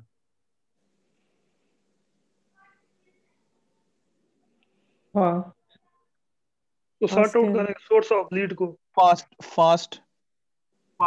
करना चाह रहे हैं। फास्ट से पहले उसको अभी सर्कुलेशन में 7 लाइंस ना लेने, जी ए और बी किया था ना, ठीक ये लेते ना, अच्छी बात होगी, ठीक है। सो 2 लाइंस लेनी है। कौन सी लाइंस लेनी है? साइज क्या लेना है? 18 या 16। 18 नहीं बोलना, 18 अच्छा 18, 16, 14, 12, 20, 24 क्या फर्क पड़ता है इनसे? रेडियस वाइट बोर्ड लेनी है। फ्लो रेट हाँ। Flow rate. अगर मैं कहता हूं कि 18 गेज की लाइन ले लें तो इसका क्या मतलब है? कितनी देर में मेरी एक लीटर? वाइट बोर्ड ये 18 to 20 मिनट्स में फ्लूइड 1 लीटर जाएगा। 20 मिनट्स में 1 लीटर जाएगा, ठीक है। और अगर मैं 16 की लाइन ले लेता हूँ और 14 की लाइन ले लेता हूँ, 10 to 12 मिनट्स में। 14 में तो 5 मिनट में चली जाएगी, ठीक है। तो ये चीजें हमें पता होनी चाहिए कि कितना फर्क पड़ता है इससे, ठीक है। आपने कॉमन प्रैक्टिस देखी होगी क्योंकि इमरजेंसी में आप लोग खुद लाइन नहीं लेते, सिस्टर्स लाइन ले रही होती है, ठीक है। बड़ा कॉमन सिनेरियो कि इमरजेंसी में जब हम लोग राउंड करने आते हैं जैसा, तो वहां पे जो लाइन लगी होती है ना, वो 20 की लगी होती है, ठीक है। अब जो 20 की लाइन है ना, उसका जो फ्लो रेट है ना, that is like 40 to 50 ml पर मिनट, ठीक है। यानी कि उसमें 20 से 25 से आधा घंटा लग जाएगा उस फ्लूइड को ट्रैवल करने में, ठीक है। सो 1 लीटर जाने में अगर आधा घंटा लग रहा है, तो आप वो जो असेसमेंट करना चाह रहे हैं कि मेरा पेशेंट रिस्पॉन्डर है कि नहीं, उसको कोई फ्लूइड का फायदा हो रहा है कि नहीं, वो आप नहीं कर सकेंगे, ठीक है। तो what is recommended is to take a wider line, ठीक है। 18 हमारे पास अनफॉर्चुनेटली इमरजेंसीज में 18 से छोटी लाइन होती नहीं है, तो इसलिए हम 18 ले रहे होते हैं, वरना आइडियली आपको 16 या 14 की लाइन लेनी चाहिए, ठीक है। तो जो 14 की लाइन है उसका जो फ्लो रेट है वो दैट इज 250 ml पर मिनट, ठीक है। यानी कि 4 मिनट में पूरी ड्रिप चली जाएगी, ठीक है। अब ये रैपिडनेस क्यों इंपॉर्टेंट है? Why do we want the fluid to go immediately? रिसर्सिटेशन देखते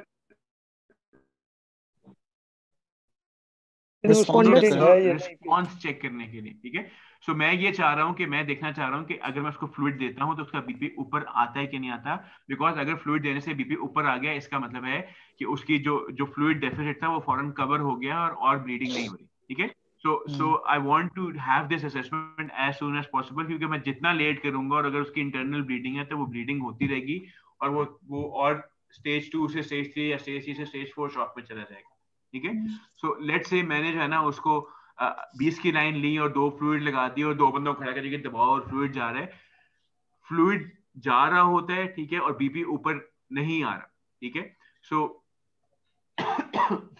इसमें 2-3 सिनेरियोज आ जाते हैं, ठीक है। 2-3 सिनेरियोज क्या आ जाते हैं कि जब आप फ्लूइड देते हैं तो रिस्पॉन्ड करता है नहीं करता, ठीक है, या रिस्पॉन्ड करता है उसके फौरन बाद बीपी ड्रॉप कर जाता है, या बिल्कुल ही रिस्पॉन्ड नहीं करता, ठीक है। सो अच्छा 1 मिनट पहले ये देख लें, ठीक है, ये इंपॉर्टेंस देख लें इस चीज की। सो दिस इज फ्लो रेट, ये जो राइट में आपको टेबल नजर आ रहा है ये फ्लो रेट का नजर आ रहा है। जो 20 गेज की लाइन है उसका फ्लो रेट है 40 ml पर मिनट, ठीक है, फॉर क्लिस्टेरॉइड। इसका मतलब है कि 20 गेज की लाइन से 1000 ml जो है वो तकरीबन 30 मिनट्स में जाएगा, ठीक है। 18 गेज का जो फ्लो रेट है वो 60 ml पर मिनट है। इसका मतलब है 1 लीटर फ्लूइड जो है वो तकरीबन 15 मिनट में जाएगा। 16 गेज का 85 ml, 14 गेज का 250 में ज्यादा बोल दिया, इसका 125 ml। ठीक है, तो हमारे पास 14 गेज की लाइंस आइडियली अवेलेबल होनी चाहिए, मार्केट में है, गवर्नमेंट में पता नहीं क्यों नहीं ऑर्डर करते। सो 125 का मतलब है तकरीबन 6 से 7 मिनट में आपका 1 लीटर फ्लूइड जो है वो चला जाएगा। ठीक है, तो ये होगी पेरिफेरल लाइन। ठीक है, अब सेंट्रल लाइन में क्या प्रॉब्लम है? पेरिफेरल लाइन पे कह जाते हैं कि पेरिफेरल लाइन थी, सेंट्रल लाइन क्यों नहीं लेनी चाहिए? सेंट्रल लाइन में फ्लो थोड़ा होता है। लाइन क्यों नहीं लेते? व्हाई नॉट टेक क्या होता है? जो है क्योंकि सेंट्रल लाइन का जो लाइन की लेंथ है, आईवी लाइन की लेंथ होगी वो लंबी होती है, तो उससे फ्लो रेट कम हो जाता है, इनवर्सली प्रोपोर्शनल। ठीक है, तो फ्लो का जो फॉर्मूला है ना, अगर किसी को याद हो तो flow is directly proportional to 4 times r, यानी कि radius into radius into radius. ठीक है, अगर आप रेडियस 1 से 2 पे ले जाएंगे तो आपका फ्लो रेट 1 से 16 पे चला जाएगा। ठीक है, इतना फर्क पड़ जाता है डिवाइडेड बाय लेंथ। ठीक है, तो flow is inversely proportional to length. 1 inch का ग्रैन्युला है तो फ्लो 1 लीटर है, अगर वो 2 इंच का हो जाएगा तो फ्लो जो है वो आधा लीटर रह जाएगा। 4 इंच का होगा तो फ्लो जो है वो क्वार्टर लीटर रह जाएगा। ठीक है, तो ये फर्क पड़ता है फ्लो से, लेंथ से। ठीक है, तो अगर लेंथ लंबी होगी तो फ्लो रेट कम हो जाएगा। ठीक है, तो ये ऊपर अगर आप देखो जो लिखा हुआ है, सो 14 गेज की जो पेरिफेरल कैनुला है उसका फ्लो पर मिनट, अगर वो 30 सेंटीमीटर लंबी लाइन आप लेते हैं 14 गेज की, तो उससे 1/3 रिडक्शन हो जाती है। ठीक है, यानी कि इसका सिर्फ 66 रह जाएगा। अगर जो आपकी सेंट्रल लाइन है उसकी लेंथ 70 सेंटीमीटर हो जाए, जैसे हम पिक लाइंस डालते हैं, तो उससे फ्लो रेट 50% रह जाएगा। ठीक है, तो इतना। So you want a short cannula, a short wide cannula, इसलिए कहा जाता है कि लेंथ भी छोटी होनी चाहिए उसकी और उसका बोर भी बड़ा होना चाहिए। ठीक है, so you want orange or a gray granula, two granulas on two sides. Fluid कितना देना है? 2 लीटर स्टार्ट में। 2 लीटर। अब 50 किलो का बंदा है उसको भी 2 लीटर्स, और 100 किलो का बंदा है उसको भी 2 लीटर्स, और क्या है 70 kg पर 70 ml पर kg के हिसाब से देंगे, है ना? 70 ml पर kg। हाँ, वो तो 5 लीटर 70 किलो के बंदे का।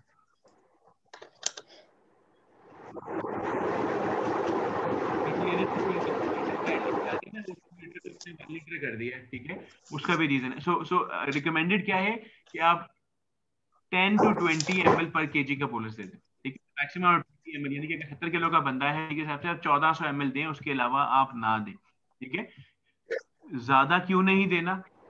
किसी को अंदाजा है ज्यादा देने से क्या होगा? हीमोडाइल्यूशन, कोगुलोपैथी, हाइपोथर्मिया। ठीक है, वो कोगुलोपैथी भी है, हाइपोथर्मिया भी है, लॉजिकल सी बात है। असल इश्यू ये है कि ब्लीडिंग ज्यादा हो जाएगी, खराब हो जाती है। ठीक है, क्या हो जाएगा जी? प्लेटलेट प्लग डिसलॉज हो जाएगा। सो प्लेटलेट प्लग भी डिस्लॉज हो जाएगा, कि डाइल्यूशन ऑफ क्लॉटिंग फैक्टर्स भी होगी, हाइपोथर्मिया भी होगा, एकदम बीपी रेज होगा तो ज्यादा ब्लीडिंग भी हो जाएगी। तो सारी बातें ठीक है। ठीक है, अभी असल में हमारा कंसर्न ये है, इस पेशेंट को अगर आप देखें तो हमारा ये कंसर्न है कि हम ये देखना चाह रहे हैं कि जो इसको हाइपोटेंशन है, क्या इसकी अभी भी ऑनगोइंग ब्लीडिंग है? ठीक है, असल तो यही डिसीजन है कि अब ठीक है, एब्डोमेन में ब्लीड कर गया होगा, लिवर की इंजरी थी, लेसरेशन थी, वो ब्लीड कर गया, do I need to intervene or do I not need to intervene? तो असल असेसमेंट करने का मकसद देना चाह रहे हैं कि क्या इसको मैंने ऑपरेट करना है कि नहीं करना, क्या ये पेशेंट एब्डोमेन में ब्लीड कर रहा है या नहीं कर रहा। ठीक है, तो उसको देखने का तरीका क्या है कि आप उसको फौरन एक फ्लूइड का बोलस दें। बोलस का मतलब होता है लेस देन 10 मिनट्स के अंदर अंदर। ठीक है, तो आप लेस देन 10 मिनट्स के अंदर अंदर उसको एक बोलस दें, जैसे ही एकदम उसके अंदर फ्लूइड जाएगा उसका पर आना चाहिए। अगर तो उस बोलस से उसका बीपी ऊपर नहीं आता, इसका मतलब है कि उसकी ऑनगोइंग ब्लीडिंग अच्छी खासी चल रही है और आपकी फ्लूइड से उसको फायदा नहीं हो रहा। This patient needs to go straight away to the fluid, इसमें कोई सेकंड डाउट ही नहीं है। ठीक है, तो आपने फ्लूइड रश किया, 10 मिनट के अंदर अंदर उसका बीपी ऊपर नहीं आ रहा है, इसका मतलब है कि 1500 ml बावजूद अगर बीपी ऊपर नहीं आ रहा है, इसका मतलब वो 1500 आया और 1500 लीक हो गया। ठीक है, so this means this patient needs to go to the OR। ठीक है, अगर ये असेसमेंट आपने आधे घंटे के बाद की तो उस आधे घंटे में तो कितना पहले ब्लीड कर चुका होगा। जी रिजवान सर, ये जो बोलस का कॉन्सेप्ट है लेस देन 10 मिनट्स, इसमें हम कितना फ्लूइड दे सकते हैं? यानी कुछ बुक्स लिख रहे हैं कि 300 ml, कुछ अप टू 500 ml। 500 तो बहुत है, वही मैं आपको बता रहा हूँ 10 to 20 ml पर, ठीक है। तो 10 ml का मतलब है 70 kg, 700 ml बन जाता है, और 20 kg का मतलब है 1400 ml बन जाता है, ठीक है। ATLS की जो नई अब बुक्स आ रही है वो 1 लीटर पे लाने लगी है, उसको पहले 2 लीटर लिखा, अभी 2 बोला बुक्स में लिखा होता है 2 लीटर लगा दे, लेकिन उसका नुकसान क्या है अभी मैं उस पर। तो अगर लेट्स से कि मेरे पेशेंट की जो है ना, ये तो आसान सा कॉन्सेप्ट है कि फ्लूइड दिया और बीपी ऊपर नहीं आया तो इसका मतलब रिस्पॉन्डर नहीं है, ठीक है। तो अगर तो ये असेसमेंट मैंने 5 मिनट के अंदर अंदर कर ली तो इसमें पेशेंट का ही फायदा, ठीक है। तो अगर उसको मैंने बोलस दिया और विद इन 5 मिनट उसका बीपी ऊपर नहीं आता, इसका मतलब है मेरा पेशेंट रिस्पॉन्डर नहीं है, डिस्पाइट उसको मैंने एडिक्वेट फ्लूइड 1500 ml दे दिया। अगर मेरा फ्लो रेट होता ये 18 गेज वाला ने में लगने से 20 से 25 मिनट, ठीक है। तो 25 मिनट के बाद अगर मैं असेसमेंट करके गया था यार ये तो नॉन रिस्पॉन्डर है, इसको 25 मिनट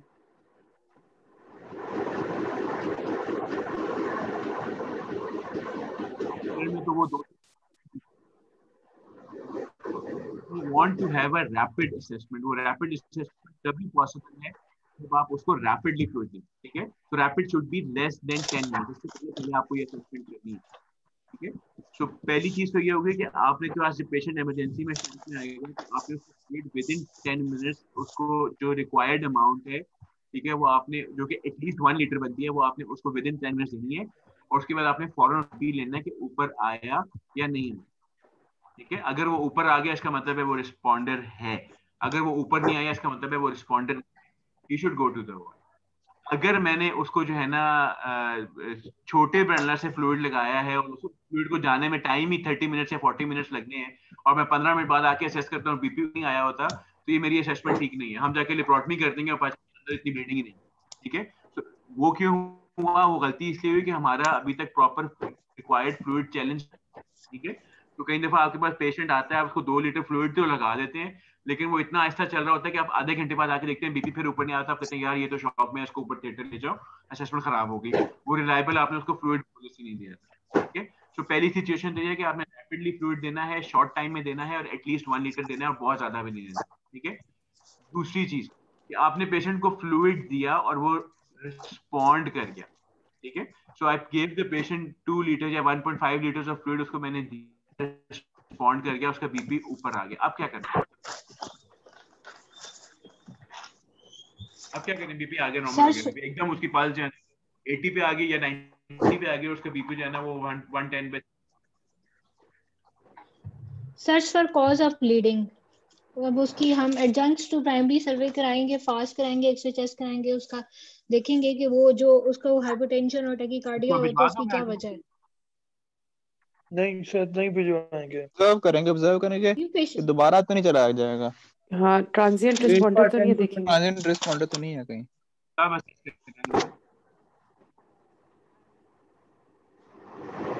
हम नेक्स्ट 10 to 20 मिनट्स में पेशेंट को ऑब्जर्व करेंगे कि वो रिवर्ट कर जाता है या सस्टेन करता है अपने आप में।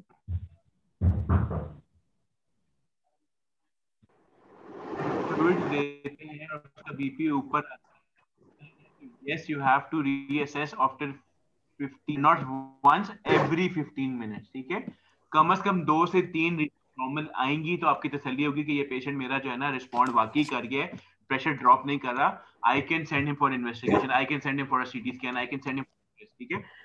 अब यहाँ पे प्रॉब्लम क्या होती है? प्रॉब्लम ये होती है कि आप पेशेंट को फ्लूइड देते हैं, उसका बीपी ऊपर आता है, तो जब वो फ्लूइड खत्म होता है आप पीछे एक फ्लूइड और अटैच कर देते हैं, ठीक है।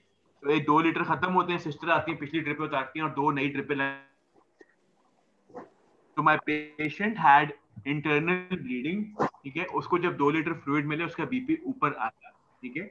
अब उसके बाद जो है ना उसने 15 मिनट बाद या आधे घंटे बाद अपना बीपी दोबारा ड्रॉप करना था बिकॉज वो अंदर ब्लीड कर रहा है, ठीक है। लेकिन क्या हुआ कि आपने 2 लीटर फ्लूइड उसको और अटैच किया, ठीक है। उससे अब क्या होगा कि उसका बीपी ड्रॉप नहीं होगा, उसको फिर फ्लूइड मिल गया, वो फिर बीपी मेंटेन करेगा, अब वो उसके आधे घंटे के बाद अपना बीपी ड्रॉप करेगा, ठीक है। So what would happen is कि आप उसको 1 घंटा डिले कर चुके होंगे, आपने जो 15-15 मिनट की रीडिंग्स ली होंगी, बीपी उसका नॉर्मल आ रहा होगा और आप पेशेंट को भिजवा देंगे सीटी स्कैन या अल्ट्रासाउंड के लिए।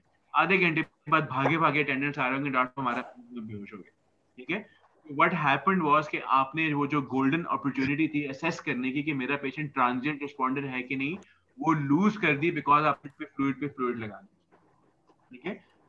तो ये बड़ा इंपॉर्टेंट कॉन्सेप्ट है कि जब आप फ्लूइड चैलेंज देते हैं उसके बाद प्लीज बराए मेहरबानी फ्लूइड्स बंद कर दें, ठीक है।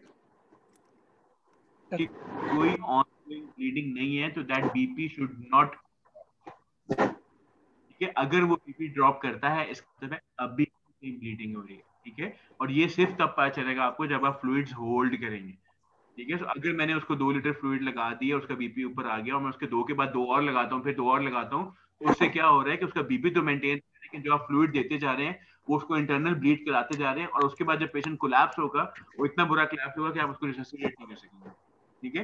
और जब फाइल खोलेंगे तो लगेगा पेशेंट तो बिल्कुल ठीक था, 90-60 पे आया था, फ्लूइड लगाया था, उसका बीपी 120-80 हो गया था, उसके बाद देखें सर सारी रीडिंग 120-80 आ रही है और फिर ये एकदम 60 पैनल हो गया, ठीक है। So this is what has happened कि आपने उस फ्लूइड पे आप देते गए, वो इंटरनल ब्लीड करता गया, लेकिन आपकी प्रेशर रीडिंग्स ड्रॉप नहीं हो रही थी, तो you were force into believing कि उसकी कोई इंटरनल ब्लीडिंग, ठीक है। तो ये बहुत इंपॉर्टेंट कॉन्सेप्ट है कि आपने जब उसको एक बोलस दे दिया उसके बाद उस फ्लूइड को होल्ड करेंगे तो आप असेसमेंट कर सकते हैं ये ट्रांजिएंट रिस्पॉन्डर है या नहीं, ठीक है। और ये सबसे कॉमन मिस्टेक इमरजेंसी में होती है, रेजिडेंट्स आते हैं फ्लूइड लगाते हैं, फ्लूइड लगा के जाते हैं, अगला आता है, अगला उसको फिर फ्लूइड लगाते हैं, फ्लूइड किसने खत्म किया, फ्लूइड दोबारा लगा दो, अच्छा खत्म हो गया, चलो हीमेक्सेल लगा दो, अच्छा चलो अब ब्लड आ गया, अब ब्लड लगा, ठीक है। तो होता यही है, 2 लीटर पहले उसको रिंगर जाते हैं, अगले राउंड में उसको एक रिंगर और साथ एक हीमेक्सेल जाता है, इतनी देर में अटेंडेंस 4 ब्लड लेके आते हैं, फिर वो ब्लड भी लगा दिया जाता है, ठीक है। अब इसमें कहाँ पे असेसमेंट होगी आपकी कि ये ट्रांजिएंट रिस्पॉन्डर है कि you have not given him time to drop his blood pressure, ठीक है। वो ठीक है, आपने उसको ब्लड भी दे दिया, सारा कुछ दे दिया, आपको कैसे पता है कि वो ट्रांजिएंट रिस्पॉन्डर है कि नहीं,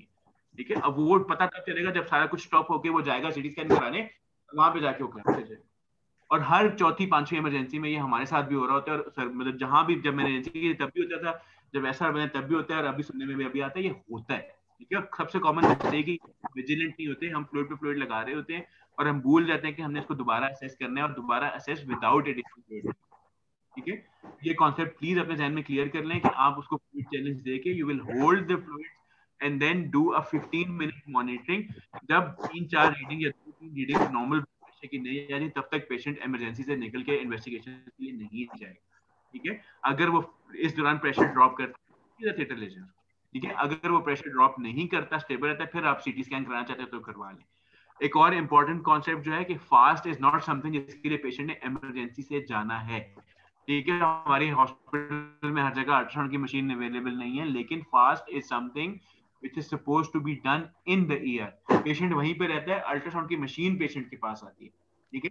surgeons are supposed to do the fast scan, ठीक है। So fast scan is not theatre से या ER से जाके इन्वेस्टिगेट करवाना पड़ेगा, अपना बीपी ड्रॉप करा होगा, फास्ट तो आपने उसे टाइम पे कर लेना, ठीक है। मेरे पेशेंट का जब बीपी ऊपर आ गया, रिससिटेट होके ऊपर आ गया, मैं वहीं पे उसी वक्त उसका फास्ट स्कैन कर लूंगा, मुझे 15 मिनट वेट करने की जरूरत नहीं, वो तो मैं उसी वक्त असेस कर लूंगा, ठीक है।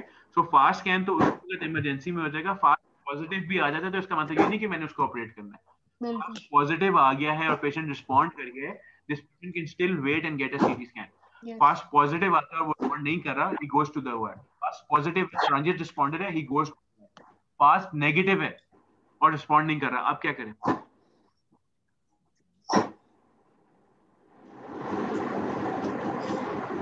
सर उसमें ये पेल्विस का जो फ्रैक्चर है उसको एक्सक्लूड करेंगे हम, पेल्विक फ्रैक्चर, क्योंकि पेल्विक फ्रैक्चर्स और रिट्रोपेरिटोनियल अगर फास्ट नेगेटिव है और पेशेंट हाइपोटेंशन में है, सो फास्ट नेगेटिव है पेशेंट हाइपोटेंशन में, तो बाकी वो ऑन द फ्लोर एंड 4 मोर वाली जो चीज थी उसमें आपका एब्डोमेन पेल्विस रूल आउट हो गया, बाकी चीजें देखिए।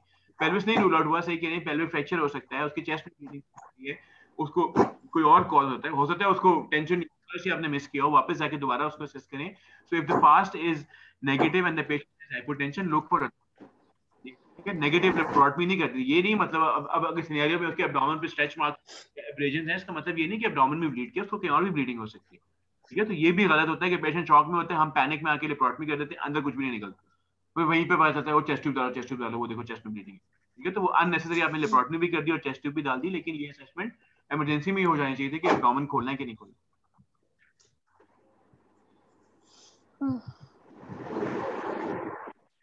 देने हमने मैक्सिमम 2 लीटर्स है और उसके बाद प्लीज रोक दें फ्लूइड को, ठीक है। तो 2 भी ज्यादा है, नॉर्मली आप 1 लीटर देके रोक दें, 1 लीटर काफी होता है।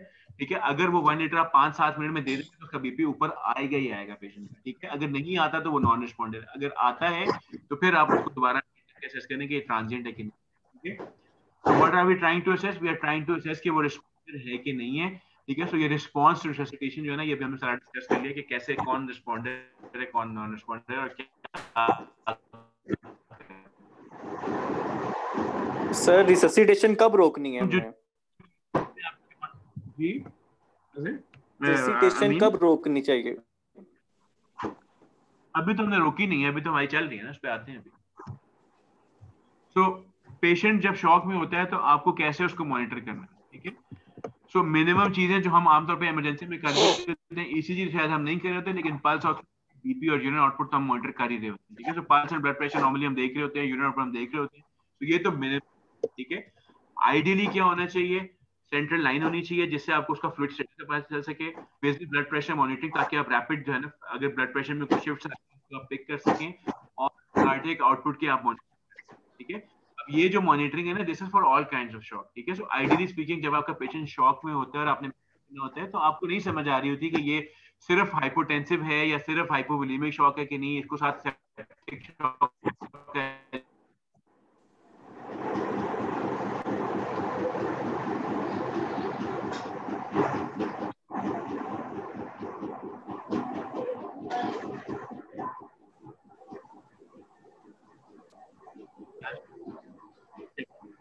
तो अगर आपके पास सेंट्रल वीनस लाइन होगी तो उससे क्या पता चलेगा, उससे आपको उसका फ्लूइड स्टेटस का पता चल जाएगा, ठीक है। उसका सीवी प्रेशर कितना है, ठीक है। If the CV pressure is too high, इसका मतलब है कि आपके पेशेंट को ऑब्स्ट्रक्टिव शॉक है, ठीक है।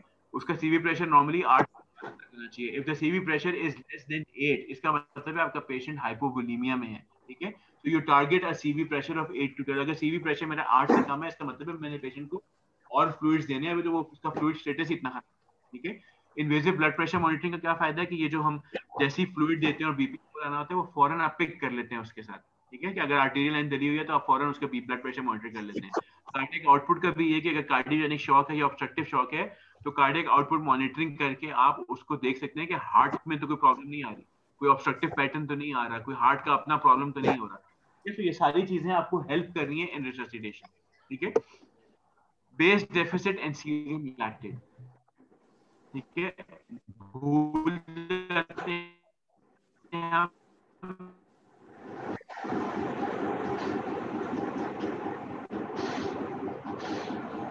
पेशेंट के बीपी और पल्स नॉर्मल हो गया, इसका कतन ये patient can still be in shock with normal. ये भी एक बड़ा इम्पोर्टेंट,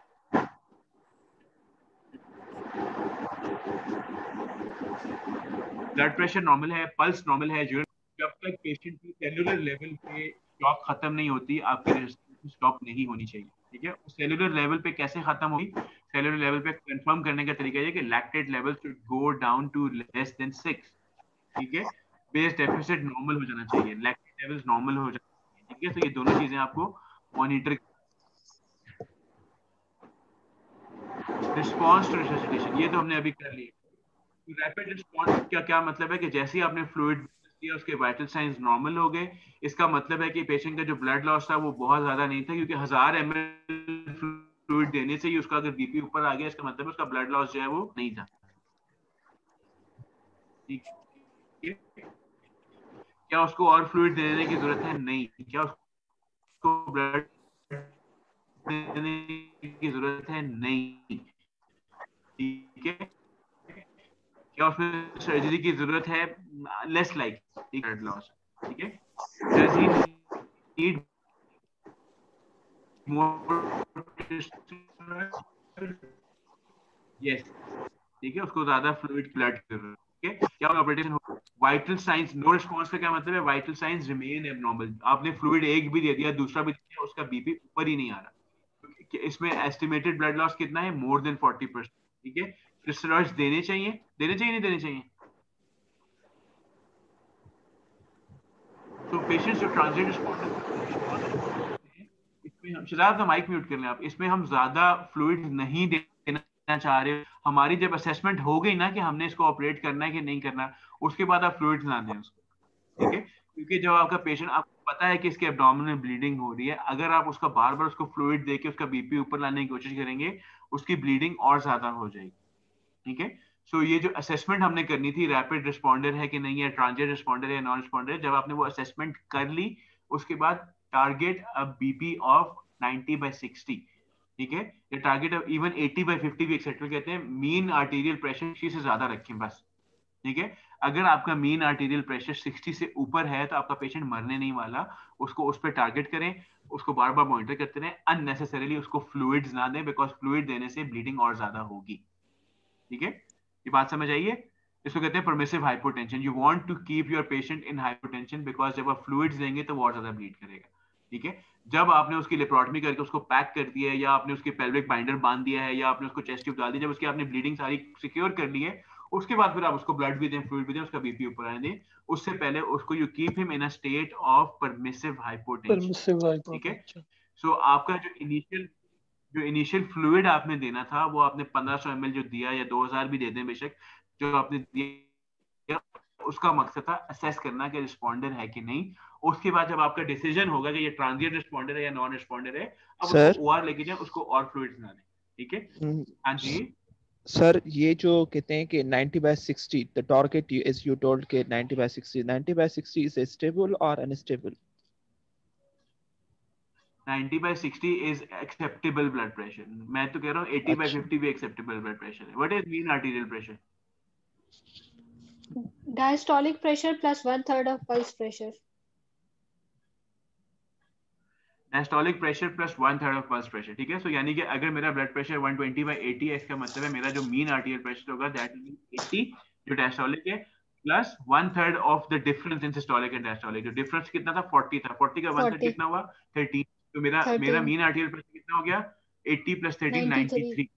ठीक है, so we want a mean arterial pressure of 60। ठीक है, इसका मतलब है 80/50 जो बीपी है ना, उसका भी मीन आर्टीरियल प्रेशर 60 बनता है। ठीक है, so even a BP of 80/50 is acceptable, it will not kill the patient. ठीक है, आप एक टारगेट बीपी हैं, वो काफी है सर्वाइवल के लिए। ठीक है, आप और ब्लड या और फ्लूइड जब उसको देंगे, उसका बीपी जैसे ही ऊपर आएगा वो दोबारा ब्लीड करना शुरू कर देगा। ठीक है ना, इंपॉर्टेंट बात ये है समझने की कि उसके अंदर एब्डोमेन में लिवर खुला हुआ पड़ा है, या उसकी स्प्लीन रप्चर हुई है। ठीक है, अब स्प्लीन रप्चर हुई थी, वहां ब्लीडिंग हुई है, वहां पे एक हीमाटोमा बना हुआ है, वहां पे एक क्लॉट बना हुआ है, उस क्लॉट ने ब्लीडिंग को रोका हुआ है, और वो क्लॉट में इतनी स्ट्रेंथ है कि वो 80/50 वाले प्रेशर को रोक सकता है। जैसे ही उसका बीपी थोड़ा सा ऊपर आएगा, उसका सिस्टोलिक 600 पे जाएगा, वो दोबारा क्लॉट को हटा के दोबारा ब्लीडिंग शुरू कर देगा। ठीक है, और फिर पेशेंट को उल्टा फ्लूइड देने से बजाय से कि उसका बीपी ऊपर है, उसका बीपी फिर दोबारा डाउन जाना शुरू हो जाएगा, and you are again converting a class 2 shock to class 3 या class 3 shock into class 4 shock. ठीक है, सो आपने उसके बीपी को रेज नहीं करना। You want to keep him in a state of an acceptable blood pressure। जो मिनिमम रिक्वायर्ड है वो 80/50 उस पर रखें, 90/60 पे रखें, इससे ऊपर नहीं जाना। ठीक है, इससे ऊपर जाएगा तो और बीट करेगा। सर, कितने बीपी पे सीटी करवा सकते हैं हम? कितने बीपी हम रिस्पॉन्डर्स का करवा सकते हैं, बाकी किसी का नहीं करवा सकते। नॉन रिस्पॉन्डर्स का या ट्रांजिएंट रिस्पॉन्डर्स का सीटी नहीं करवाना। ठीक है, यस सर। तो सिनेरियो नंबर 1, हमने पेशेंट की 218 की, अनफॉर्चुनेटली हमारे पास 318 इमरजेंसी में बैठे हैं गवर्नमेंट अस्पताल की, 218 गेज के हमने ब्रैंडलास ले लिए और उसको हमें 2 लीटर फ्लूइड रश कर दिया। पेशेंट का बीपी रिस्पॉन्ड नहीं करता, क्या करना है? Laparotomy, shift the patient to OR. ठीक है, तो आपने पेशेंट को इमरजेंसी लेके जाना है। पेशेंट का इम्प्रिंट साइन कोई नहीं था एब्डोमेन पे, सिनेरियो चेंज कर दिया मैं थोड़ा सा, अब क्या करना है? और रिस्पॉन्ड नहीं कर रहा। Look for other sites of haemorrhage, pelvis में, रिटोपेरिटोनियम में, चेस्ट फॉरन करा लिया, फास्ट स्कैन भी नेगेटिव है। ठीक है, सो पॉसिबल कॉजेस अभी जैसे हमने डिस्कस किया था कि हम सारी सिनेरियोस को देखेंगे, पेल्विस को देखेंगे, लॉन्ग बोन्स को देखेंगे, या कोई ऑनगोइंग एक्सटर्नल ब्लीड तो नहीं मिस कर रहे हैं, हम उसको देखेंगे। ठीक है, अच्छा, अगर आपको कोई और सोर्स ऑफ ब्लीडिंग नहीं मिलता तो अगेन वही वाली बात है, दोबारा चेस्ट को भी सुन लें, दोबारा मफल्ड हार्ट साउंड्स देख लें, वो तो नहीं है, कार्डियक टेम्पोनाट तो नहीं है, न्यूमोथोरैक्स इनिशियली मिस कर जाते हैं, वो बाद में पिक हो रहा होता है। इसमें कोई वो वाली बात नहीं है। वाकई कई दफा जब आप पेशेंट आपके पास इमरजेंसी में लैंड हुआ होता है, उसका न्यूमोथोरैक्स छोटा सा होता है, सुनने में आपको चेस्ट साउंड्स आ रही होती हैं, वो हो सकता है रिससिटेशन के साथ विद एवरी ब्रेथ उसका ऐसा एयर लीक हो रही होती है, वो टेंशन हीमोथोरैक्स बाद में जाके सेट इन हो रहा होता है. So any patient who has a shock which is not responding और आपको सोर्स ऑफ ब्लीडिंग नहीं मिल रहा, go back and listen to the chest again. ठीक है. तो अगर तो आपने चेस्ट दोबारा सुनी और उसमें डिक्रीज एयर एंट्री आ रही है, तो आपने उसकी वही नीडल डाल के आप चेस्ट ट्यूब डाल देंगे. नीडल कहाँ डालनी है? Second intercostal space. Mid clavicular space. ATLS ने चेंज कर सॉरी दिया सर, अब. ATLS ने चेंज कर दिया. जी बिल्कुल ऐसा. ठीक है. सो नीडल भी आपने फिफ्थ स्पेस में ही डालनी है और ट्यूब भी आपने फिफ्थ स्पेस में ही डालनी है. ठीक है. उस सेकंड स्पेस में जाने की जरूरत नहीं. सर रिपीट कर दे प्लीज. सर 10th एडिशन में चेंज हो गई है. 10th की बुक आ गई है सर. जी 10th की बुक भी आ गई है. 10th में चेंज होगी, मैं आपको शेयर भी कर दूंगा. सो वो आप कहते हैं कि नीडल और ट्यूब दोनों आप फिफ्थ में ही डालें. ठीक है सर. अब पेपर में आएगा तो हमने ये सेकंड के हिसाब से करना है या फिफ्थ के हिसाब से करेंगे? अमीर ये तो सीपीएसपी वाले जानते हैं कब बनाया हुआ. मेरा नहीं ख्याल वो नए एमसीक्यूज बनाए होंगे, पुराने ही होंगे. हाँ जी. ये तो सीपीएसपी की तो कीगा किसी को नहीं पता ना, ये तो दुआओं वाला काम है. कोई बात. सर ये सीपीएसपी वाले वैसे ही हमें बहाने ढूंढते हैं हमें फेल करने के. सर हम फिफ्थ वाला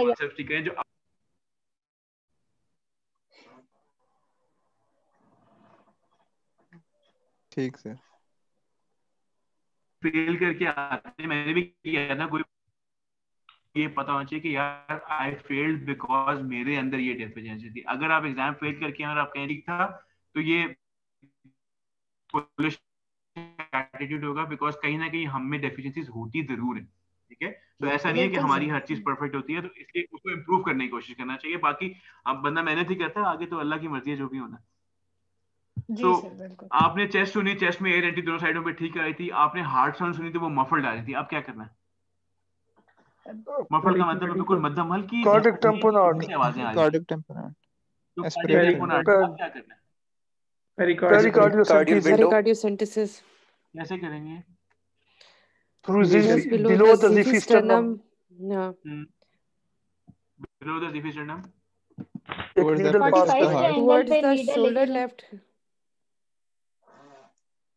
एक बंदा को बता दे. 45. हाँ फातिमा आप बता दो, कोई भी बता दे. सर ज़ीफी स्टर्नम से हम नीडल को अप्रोच करेंगे with cardiac monitoring towards the left shoulder, और हम उसमें विद नेगेटिव सक्शन ना उसको एस्पिरेट करेंगे 45 के एंगल पे. सो आपने जो है ना, आपने नीडल ज़ीफी स्टर्नम से करनी है टुवर्ड्स द लेफ्ट शोल्डर. ठीक है.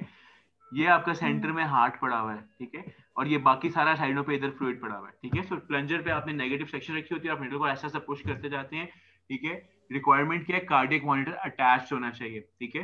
The moment you puncture the pericardium, उसमें आपको एकदम चेंजेस नजर आएंगे ईसीजी में. ठीक है. हार्ट को टच नहीं करने की जरूरत. ठीक है. And then you put your needle in and then you aspirate. ठीक है. Is this enough?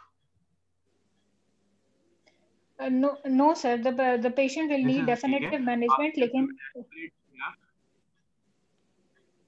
ठीक है. सो आपको ब्लड दोबारा वहां पे आ जाएगा ना. आपने फ्लूइड एस्पिरेट किया, वो आधे घंटे बाद दोबारा वहां ब्लड भर जाएगा. आप क्या करें? थोरेकॉटमी से पहले थोरेकॉटमी आपके सेंटर में अवेलेबल नहीं है. We will make it a pericardial window. Pericardial window भी थोरेसिक सर्जन ही बनाएगा. वो थोरेकॉटमी करके पेरिकार्डियल विंडो ही बनाता है. ठीक है. सो वो डेफिनेटिव मैनेजमेंट है. अभी हम बात करें कि हमने इमरजेंसी में क्या, मुझे थोरेकॉटमी करनी नहीं है, क्या करूं इमरजेंसी में.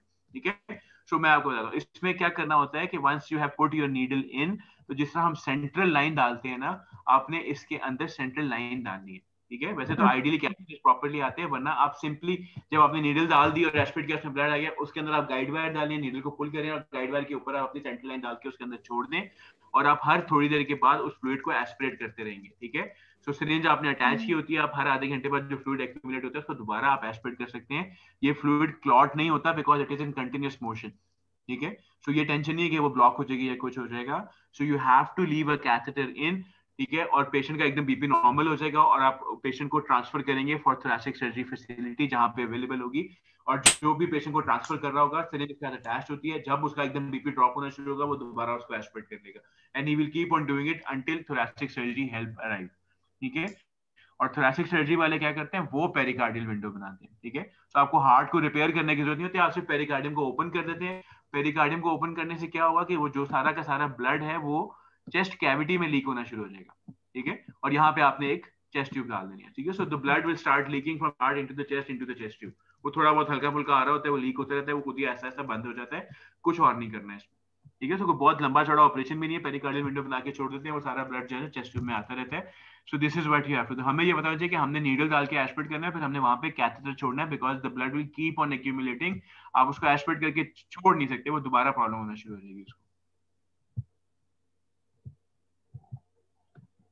Yes.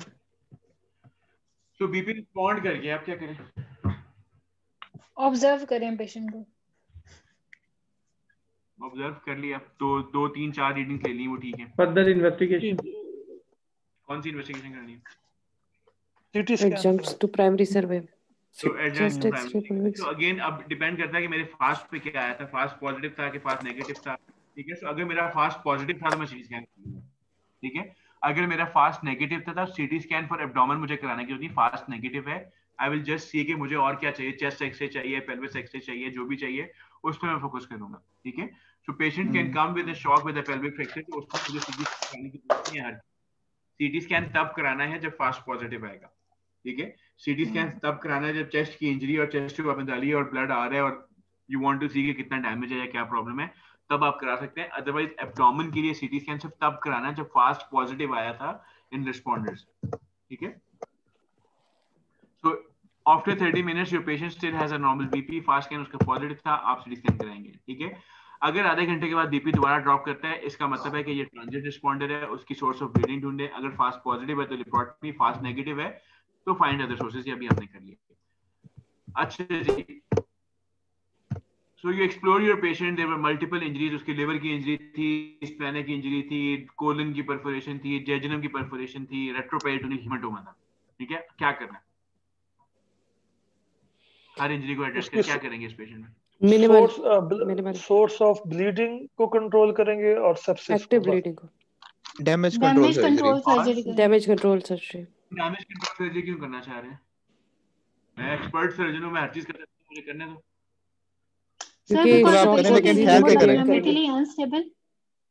So the patient came in shock. ठीक है, so when a patient presents to you with shock, this in itself is an indication for a damage control surgery. वो हम पढ़ेंगे आगे, डैमेज कंट्रोल हम अलग ऐसा टॉपिक पढ़ेंगे, लेकिन डैमेज कंट्रोल की एक इंडिकेशन में ये चीज है कि वो पेशेंट जो ऑलरेडी शॉक में आया तो वो ऑटोमेटिकली कैंडिडेट है डैमेज कंट्रोल सर्जरी का। ठीक है, सो इस पेशेंट में हमने कंट्रोल करनी है ब्लीडिंग, कंट्रोल करनी है contamination and do no further damage, बस इतना काम करना है। तो हम लिवर को पैक करेंगे, स्प्लेनेक्टमी करेंगे, जेजुनम और डिसेंडिंग कोलन को टांके लगा के बंद कर देंगे। ठीक है, सो टांके जो है ना इस तरह भी लगाते हैं, लोग तो कहते हैं कि अगर आपके पास स्मॉल बाउल की बहुत सारी परफोरेशन है तो ये आपकी स्मॉल बाउल ऐसे पड़ी हुई है और यहाँ से खुली हुई है और यहाँ से खुली हुई है, सो बजाय इससे कि आप एक रनिंग सूचर लेके बंद करते हैं, टाइम लगाएं, ऑल अराउंड बस धागा बांध के इसको बस नॉट लगा के बंद करके अंदर फेंकेंगे। ठीक है, बिकॉज टाइम इज स्टेपलर लगा दो, स्टेपलर है तो स्टेपलर लगा दें। ठीक है, लेकिन सिंपली सिल्क से बस मुंह बांध के अंदर फेंक दें, बिकॉज 48 आवर्स के बाद आपने दोबारा अंदर जाना ही, 48 आवर्स में कुछ भी नहीं हो जाएगा इसको। ठीक है, so you control your bleeding, you control your contamination and you come out, बस ये आपका काम है। ठीक है, so this is damage control surgery, हम डिटेल में आगे पढ़ेंगे, इस टॉपिक में अभी जरूरत नहीं है फर्दर करने की। so you repaired the liver laceration, did splenectomy and left nephrectomy, resection, anastomosis, so ये हम अगर हमारे कॉन्सेप्ट क्लियर नहीं होंगे तो हम ये सब कुछ कर रहे होंगे। हम लिवर लेसेरेशन को भी स्टिच करेंगे, हम स्प्लेनेक्टमी करेंगे, वो जो रेट्रोपेरिटोनियल हेमाटोमा था उसको एक्सप्लेन करके हमने नेफ्रेक्टमी भी की, हमने रिसेक्शन, एनास्टोमोसिस, जेजुनम का किया, कोलन को रिसेक्ट करके हमने डबल बैरल कोलोस्टमी बना दी, जबरदस्त कमाल ऑपरेशन किया और पेशेंट का एब्डोमेन क्लोज किया और उसको आईसीयू भेज दिया। ठीक है, 3 घंटे हमने ऑपरेशन पे लगाया, पेशेंट आईसीयू में चला गया और 2 दिन के बाद वो मल्टी ऑर्गन फेलियर से मर गया। ठीक है, and you would say I did a wonderful surgery, unfortunately patient died because of too much injuries. ठीक है, सो यहाँ पे कॉन्सेप्ट क्लियर करना बहुत जरूरी है कि ये patient, this patient died because of your operation. ठीक है, उसकी इंजरीज बहुत ज्यादा थी लेकिन आपके ऑपरेशन ने उसको एडिशनल स्ट्रेस दिया। ठीक है, उसके पास ऑलरेडी रिजर्व्स नहीं थे, वो ऑलरेडी शॉक में था, वो ऑलरेडी हीमोडायलिसिस उसकी हुई थी, ऑलरेडी उसके क्लॉटिंग फैक्टर्स काम नहीं कर रहे थे, ऑलरेडी उसको सपोर्ट चल रही थी। आपको क्या पड़ी थी कि आप 3 घंटे की उसकी सर्जरी करके हर चीज को रिपेयर करें, आपको you had to do minimum. ठीक है, तो डैमेज कंट्रोल सर्जरी का कॉन्सेप्ट ये है कि आपने फिजियोलॉजी रिस्टोर करनी है, एनाटॉमी रिस्टोर नहीं करनी।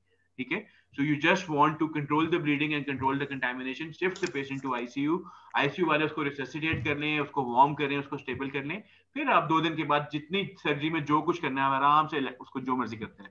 ठीक है, so this is damage control surgery. So patients in shock are in a state of coagulopathy due to hypothermia and acidosis. A prolonged operation will further result in hypothermia and clotting factor dilution. ठीक है, so जितना आपका operation लंबा होगा उतना उसको hypothermia होगा, fluid loss होगा, clotting factors use up होंगे और dilute भी होंगे, दोनों चीजें हो रही होंगी। This results in worst outcome for patients.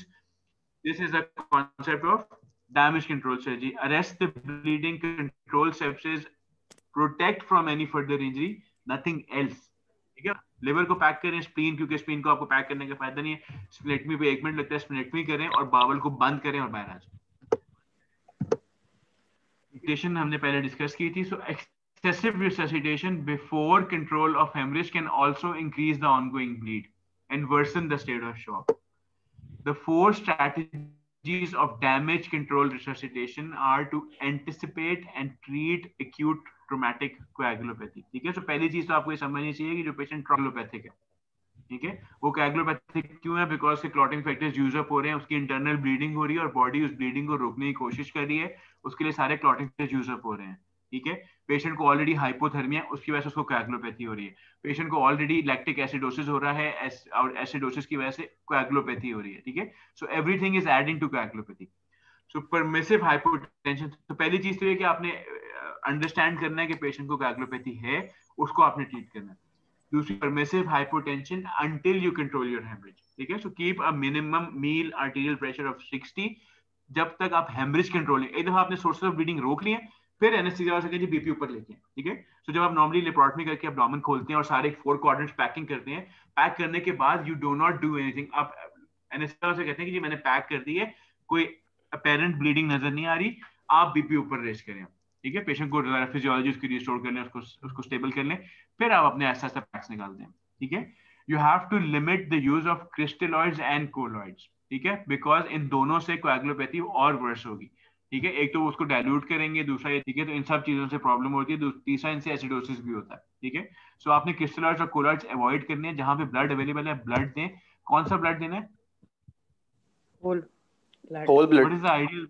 Whole blood देना है। ठीक है, सो आपको पता है वेस्ट में होल ब्लड होता ही नहीं है। वेस्ट में जो भी बंदा जब ब्लड डोनेट करता है तो ऑटोमेटिकली पैक्ड सेल्स, प्लेटलेट्स और एफएफएस में कन्वर्ट हो जाता है। ठीक है, सो अब बुक्स में जो लिखा हुआ है कि आपने 1:1 रेशो में हर चीज देना है, तो दैट मींस 1 होल ब्लड। ठीक है, सो एक होल ब्लड जो है ना वो सबसे अच्छी चीज है रिससिटेशन में। अच्छी बात है कि पाकिस्तान में ज्यादातर होता ही होल ब्लड, आपको जो फॉरेन मिलता है। Whole blood is the best for resuscitation. ठीक है, और चौथा strategy for damage control resuscitation is damage control surgery. ठीक है, सो आपकी जो सर्जरी है वो भी रिससिटेशन का ही पार्ट है। ठीक है, so you are playing a role in resuscitation. आप ये समझिए कि आप एक किस्म का एब्डोमेन पे टॉर्निकेट्स लगा रहे हैं कि हर जगह टॉर्निकेट्स लगा के ब्लीडिंग रोको, फिर एनेस्थीसिया को स्टेबल करें, इसको हम 2 दिन बाद फिर ऑपरेट करेंगे। ठीक है, तो आपके ऑपरेशन का मकसद ऑपरेशन करना नहीं, आपके ऑपरेशन का मकसद है सिर्फ ब्लीडिंग को रोकना, कंटामिनेशन को रोकना और पेशेंट फिलहाल उनको वापस देना और फिर बाद में सर्जरी करना। ठीक है, सो आपकी जो डैमेज कंट्रोल सर्जरी है it should not be more then 30 minutes. लिखा हुआ है बुक में 30 मिनट्स से ज्यादा बड़ी नहीं होनी चाहिए। एब्डोमेन ओपन से एब्डोमेन क्लोज तक टोटल 30 मिनट्स के। आप एब्डोमेन ओपन करें, क्वाड्रेंट्स पैक करें, फिर अपने पैक्स निकालें, जहां पे ब्लीडिंग है उसको प्रॉपर स्पंजेस से पैक करें, और मैक्सिमम आप स्प्लेनेक्टमी कर सकते हैं और नेफ्रेक्टमी कर सकते हैं अगर वो शैटर्ड है तो। ठीक है, बाकी सब आपने जो है ना बांधना है और कुछ नहीं करना। So damage control resuscitation strategies have been shown to reduce morbidity and mortality in patients with exsanguinating trauma and may be applicable in other forms of acute hemorrhage. So वो patients जो जिनका trauma score होता है, जैसे different organs का, liver के trauma score है, spleen का trauma score है, so patients का जो है ना अच्छे hospital में जो trauma का patient आता है तो उसका एक overall trauma score निकाला जाता है and a score of more patients survive करते थे। ठीक है, जितनी ज्यादा इंजरी है उतने कम चांसेस सर्वाइवल के। जब से ये डैमेज कंट्रोल रिससिटेशन और डैमेज कंट्रोल सर्जरी का कॉन्सेप्ट आया तो patients with very high scores of 30 and even more वो भी सर्वाइव कर गए। ठीक है, जस्ट बिकॉज आपने अपनी अप्रोच चेंज कर दी है, ठीक है। तो वो जो कोएगुलोपैथी और वो सारी सिनेरियो जिसमें पेशेंट होता हुआ है, उसमें बजाय सर्जरी का स्ट्रेस ऐड करने के आपने सर्जरी का स्ट्रेस माइनस कर दिया। आपने कहा कि बस जो मिनिमम रिक्वायर्ड है वो हम कर देते हैं ताकि उसकी चीजें वर्स ना हो और फिर बाद में हम डेफिनेटली करें। सो इसी पेशेंट की जब हम लेप्रोटमी करेंगे, अब दोबारा वही सिनेरियो है, तो हमने इसका एक फुल इंसिजन देके ज़िफी स्टर्नम, अच्छा ये भी एक बड़ा इंपॉर्टेंट कॉन्सेप्ट है, ठीक है। ये कॉन्सेप्ट बिल्कुल जहन से निकाल दें कि छोटे इंसिजन से शुरू करेंगे फिर बाद में बड़ा कर लेंगे। ट्रॉमा में ऐसा कोई कॉन्सेप्ट नहीं है, आपके इंसिजन से वो नहीं मरने वाला, आपके छोटे इंसिजन से वो जरूर मर जाएगा, ठीक है। तो बहुत दफा हमने देखा छोटा सा इंसिजन दिया होता है, एक हाथ से उठा रहे होते हैं, नजर नहीं आ रहा होता, यूं करके पैक स्ट्रक्चर होते हैं, ऐसे प्लीज ना क्या करें। पूरा लेप्रोटमी प्यूबिक सिम्फिसिस से ज़िफी स्टर्नम तक पूरा खोलेंगे, रिट्रैक्टर्स लगाएंगे, ठीक है, और फिर उसके बाद अपना काम करेंगे, ठीक है। तो इसके लिवर पैक करेंगे, स्प्लेनेक्टमी करेंगे, जेजुनम को रिसेक्ट, एनास्टोमोसिस या स्टोमा बनाने की जरूरत नहीं है, ठीक है। कोलन को भी बंद कर दें, एनास्टोमोसिस या स्टोमा बनाने की जरूरत नहीं है, ठीक है। रेक्टस शीथ को बंद करने की जरूरत नहीं है, आप सिर्फ स्किन को रनिंग फ्लूइड से बंद कर दें, ठीक है। लोगों ने तो सिर्फ टॉवल क्लिप्स लगा के भी स्किन बंद की हुई है, ठीक है। So you want to save as much time as possible and just shift the patient to the ICU, ठीक है।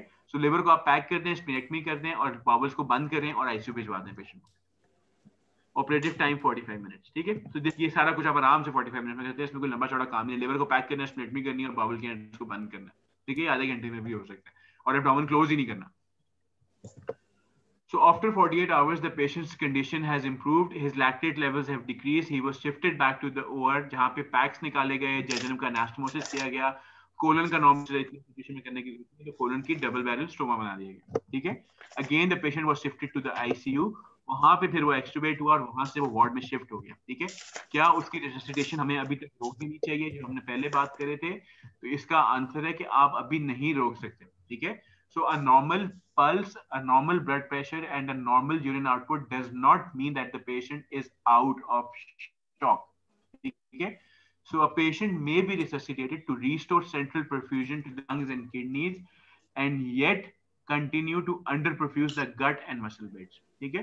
So जो sympathetic, आपको पता है sympathetic activity में क्या होता है कि वो वाइटल ऑर्गन्स को ब्लड जा रहा होता है और जो नॉन वाइटल ऑर्गन है उनको ब्लड नहीं जा रहा होता है, ठीक है। सो अगर वाइटल ऑर्गन्स की ऑक्सीजनेशन प्रॉपर तरीके से हो रही है तो ये सारे पैरामीटर्स नॉर्मल नजर आएंगे आपको। यूरिन भी बन रहा होगा, ब्लड प्रेशर भी नॉर्मल होगा, पल्स भी नॉर्मल होगी, लेकिन होता है वो अभी तक बाउल को देने के लिए उसके पास इतनी ऑक्सीजन नहीं है, उसने बाउल को अभी भी शट डाउन किया हुआ है, ठीक है। उसने पेरिफेरल मसल्स को अभी भी शट डाउन किया हुआ है, ठीक है। So the patient is still in a state of shock, लेकिन एट सेलुलर लेवल, ठीक है।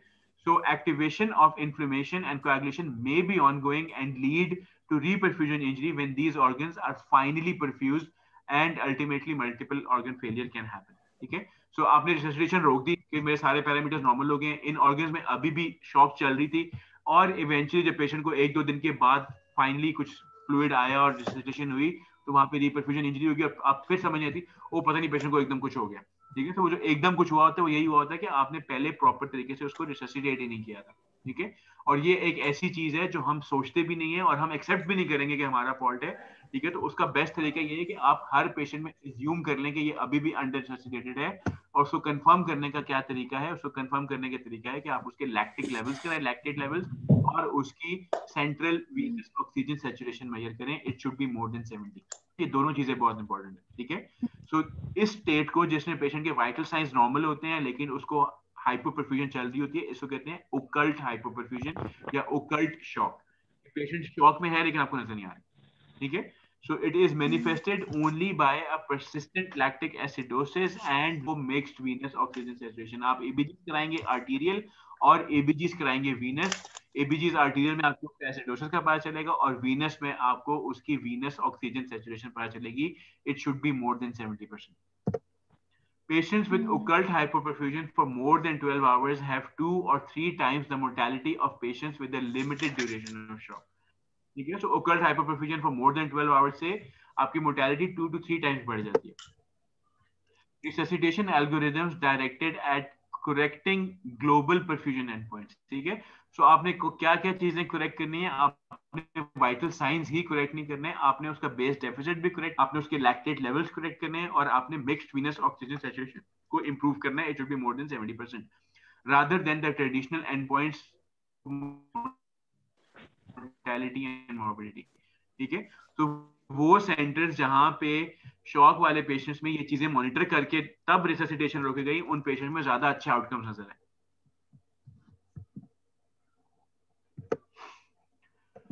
ठीक है, so and point of resuscitation क्या है?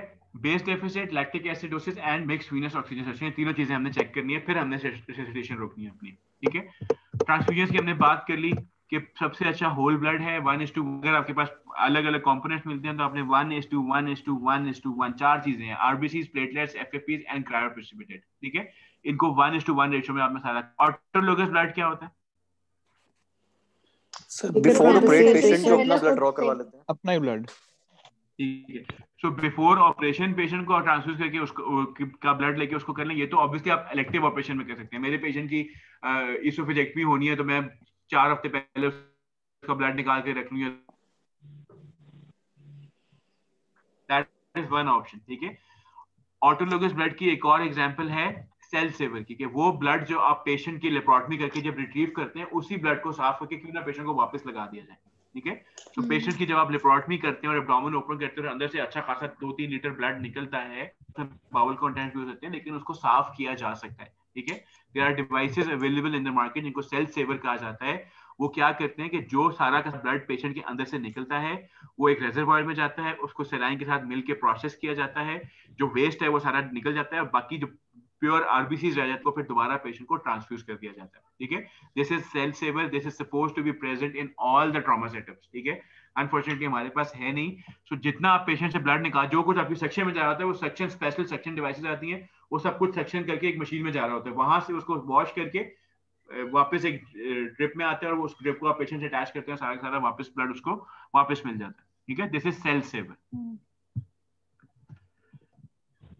थ्रोम्बोइलास्टोग्राफी क्या होती है? सर पर आप पेशेंट की कोएगुलेशन प्रोफाइल देखने के लिए और ये देखने के लिए कि इस वक्त पेशेंट को क्या चाहिए इमीडिएट, तो उसके लिए जो हम एक टेस्ट यूज करते हैं उसको कहते हैं हम थ्रोम्बोइलास्टोग्राफी, और इसकी बेसिस पे हम डिसाइड करते हैं कि हम पेशेंट को प्लेटलेट्स देंगे, एफएफपीज देंगे या ट्रांसएमिनिक एसिड देंगे, क्या करेंगे।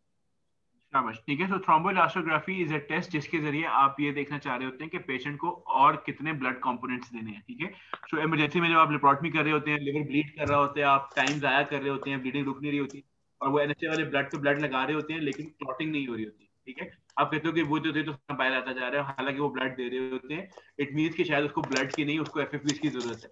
ठीक है, हो सकता है उसको प्लेटलेट की जरूरत है। तो हाउ डू वी डिसाइड कि पेशेंट को किस चीज की जरूरत है, जैसे हम उसको देते हैं, क्योंकि अब हर पेशेंट को सिर्फ होल ब्लड पे होल ब्लड देना भी हल नहीं है, क्योंकि होल ब्लड में हो सकता है उसकी सिर्फ प्लेटलेट्स कम हो और आप उसको अननेसेसरी है ना उस कर रहे हैं। ठीक है, हो सकता है उसको सिर्फ एफएफपी की जरूरत है और आप उसको बाकी चीजें एक्स्ट्रा दे रहे हैं।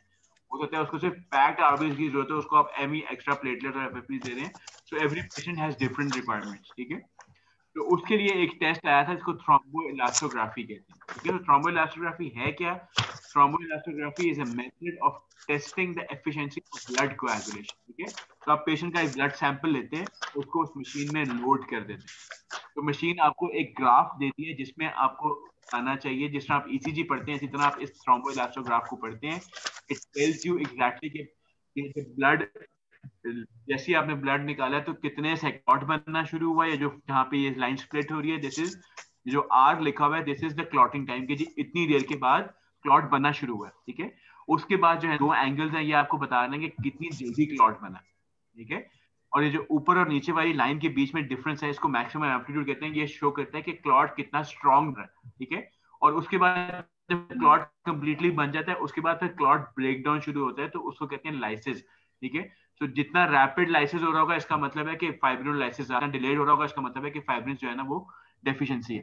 ठीक है, so it tells you the need for transfusion of more blood or blood products. ठीक है, so अगर आपको हिस्टोग्राफ पढ़ना आता हो तो आप ये डिटरमिन कर सकते हैं कि स्पेसिफिकली मेरे पेशेंट को क्या चीज चाहिए, उसको आरबीसी चाहिए, प्लेटलेट्स चाहिए या उसको वो चाहिए आरबीसी। और पिक्चर है ऊपर जिसमें आपकी सारी चीजें नजर आ रही है, तो एक आर वेरिएबल है, आर जो है वो क्लॉटिंग टाइम को शो कर रहा है कि कितनी देर के बाद क्लॉट बनना शुरू हो रहा है। ठीक, आर जो है ना नॉर्मली 5 to 10 मिनट्स का होना चाहिए। ठीक है, if the R time is more than 10 minutes, इसका मतलब है कि क्लॉट की इनिशिएशन ही हो रही है, इसका मतलब है दिस पेशेंट ड्यूरेशन लंबी है, इसका मतलब है मैंने पेशेंट को FFPs देना, ठीक है। अगली चीज है के time until the reaches a fixed strength, ठीक है। तो के टाइम जो है ना वो नॉर्मली 1 to 3 मिनट्स का होता है। अगर के टाइम प्रोलॉन्ग हो रहा है इसका मतलब है कि ऑक्सीजन की डेफिशिएंसी है और मुझे पेशेंट को क्रायोप्रेसिपिटेट देना है, ठीक है। अल्फा एंगल जो है बेसिकली ये जो स्ट्रेट लाइन है उसके साथ जो एंगल है उसको अल्फा एंगल कहते हैं। अल्फा एंगल जो है ना वो शो करता है कि कितनी जल्दी आपका क्लॉट बन जाता है, ठीक है। वो एंगल जो है ना वो क्लॉट की स्ट्रेंथ को बता रहा होता है, उसमें भी आपको क्रायोप्रेसिपिटेट देना है। MA जो है वो मैक्सिमम एम्पलीट्यूड है, it shows the highest vertical amplitude of the thromboelastograph, ठीक है।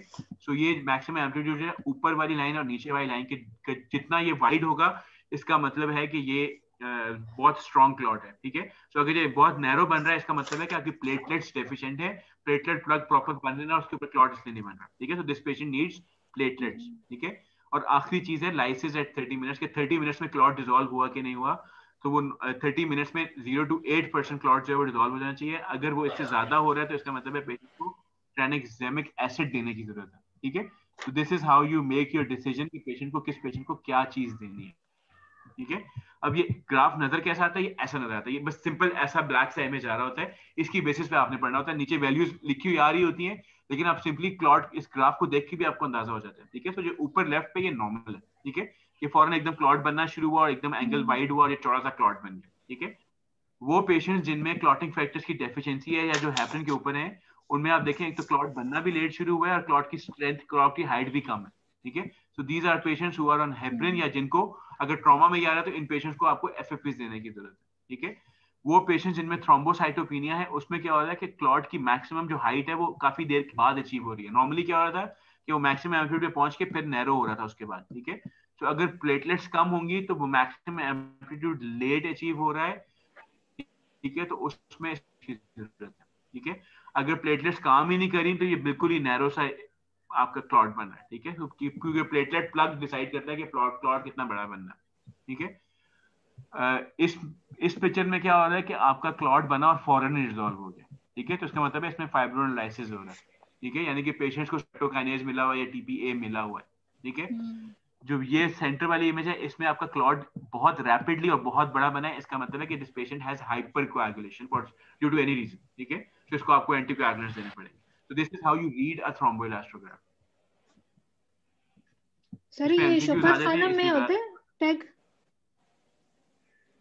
टैग शौकत खाने में जरूरत नहीं है। This is more to do with trauma, जहाँ पे बहुत ज्यादा आपकी वो हो रही है ना, कार्डियक सर्जरी वाले यूज करते हैं, ठीक है, जो वैस्कुलर सर्जन है वो यूज करते हैं या ट्रॉमा सर्जन को यूज करना चाहिए। कैंसर सर्जरी में इतना इसका इंपॉर्टेंस नहीं है, इतनी ब्लीडिंग तो उसमें होती नहीं है। तो वो जिनमें बहुत ज्यादा ब्लीडिंग हो रही है और बहुत ज्यादा आपको पर ऑप्शन है कि क्या देना है, कौन सा ब्लड प्रोडक्ट देना है, उधर ज्यादा यूज होता है इसका। भाई कोई बहुत महंगी चीज नहीं है, पता नहीं हम लोग यूज क्यों नहीं करते। हाँ सर, क्योंकि गवर्नमेंट सेटअप में तो मेरा नहीं ख्याल कि कहीं पे अवेलेबल है। गवर्नमेंट सेटअप में शायद उधर OPIC में हो, आई एम नॉट श्योर। अच्छा, अब डिस्पाइट एवरीथिंग बाज औकात पेशेंट ऐसे आते हैं जिनकी जो है ना पेशेंट की शॉक खत्म नहीं हो रही होती, ठीक है। सो अनरिस्पॉन्सिव शॉक कहते हैं उसको। So unresponsive shock requires an understanding of the potential occult causes of persistent physiological disturbances, ठीक है। सो बहुत सारी सिचुएशंस हैं, बहुत सारी प्रॉब्लम्स हैं, ठीक है। हो सकता है आपने उसको प्रॉपर तरीके से वॉल्यूम रिप्लेस ही नहीं किया और आपने उसको अनरिस्पॉन्सिव लेवल कर दिया। बाज़ औक़ात जो है ना आपकी ड्रिप्स लगी होती हैं और 6-6 घंटे ड्रिप लगी होती है, पता चलता है वो सिर्फ 200 ml गई होती है, ठीक है। एक जैसे मिलेट से मैंने राउंड किया, मैंने ऑर्डर किया, ये 2 फ्लूइड लगा दो, इसको जल्दी से रश कर दो, ठीक है। और मैं राउंड करने के और चला गया और मैं 2-3 घंटे बाद आया और पेशेंट को देखा, वो फिर अभी भी हाइपोटेंसिव था, BP ऊपर नहीं आ रहा और मुझे एकदम लगा कि ये अनरिस्पॉन्सिव शॉक है। मैं पेशेंट को थिएटर ले जाने के चक्कर में हूँ। जब कुरेदा गया था पता चला कि वो जो 2 लीटर फ्लूइड थे वो दोनों तकरीबन 200 ml ही गए, ठीक है। तो इसका मतलब है कि वो प्रॉपर आपने नेसेसिटेट ही नहीं किया था, प्रॉपर फ्लूइड नहीं दिए थे, तो इसलिए प्रॉपर टाइम्ड में फ्लूइड चैलेंज देना भी बड़ा इंपॉर्टेंट है, ठीक है। तो इसलिए वो जो टाइम की बात की थी वो बहुत इंपॉर्टेंट है, बिकॉज आपकी असेसमेंट वरना खराब हो जाती है, ठीक है। So you want to have a rapid assessment कि फौरन फ्लूइड दिया और फौरन रिस्पांस देखा, रिस्पांस है कि नहीं, ठीक है। दूसरी चीज, erroneous presumption of overload when cardiac disease is present, ठीक है।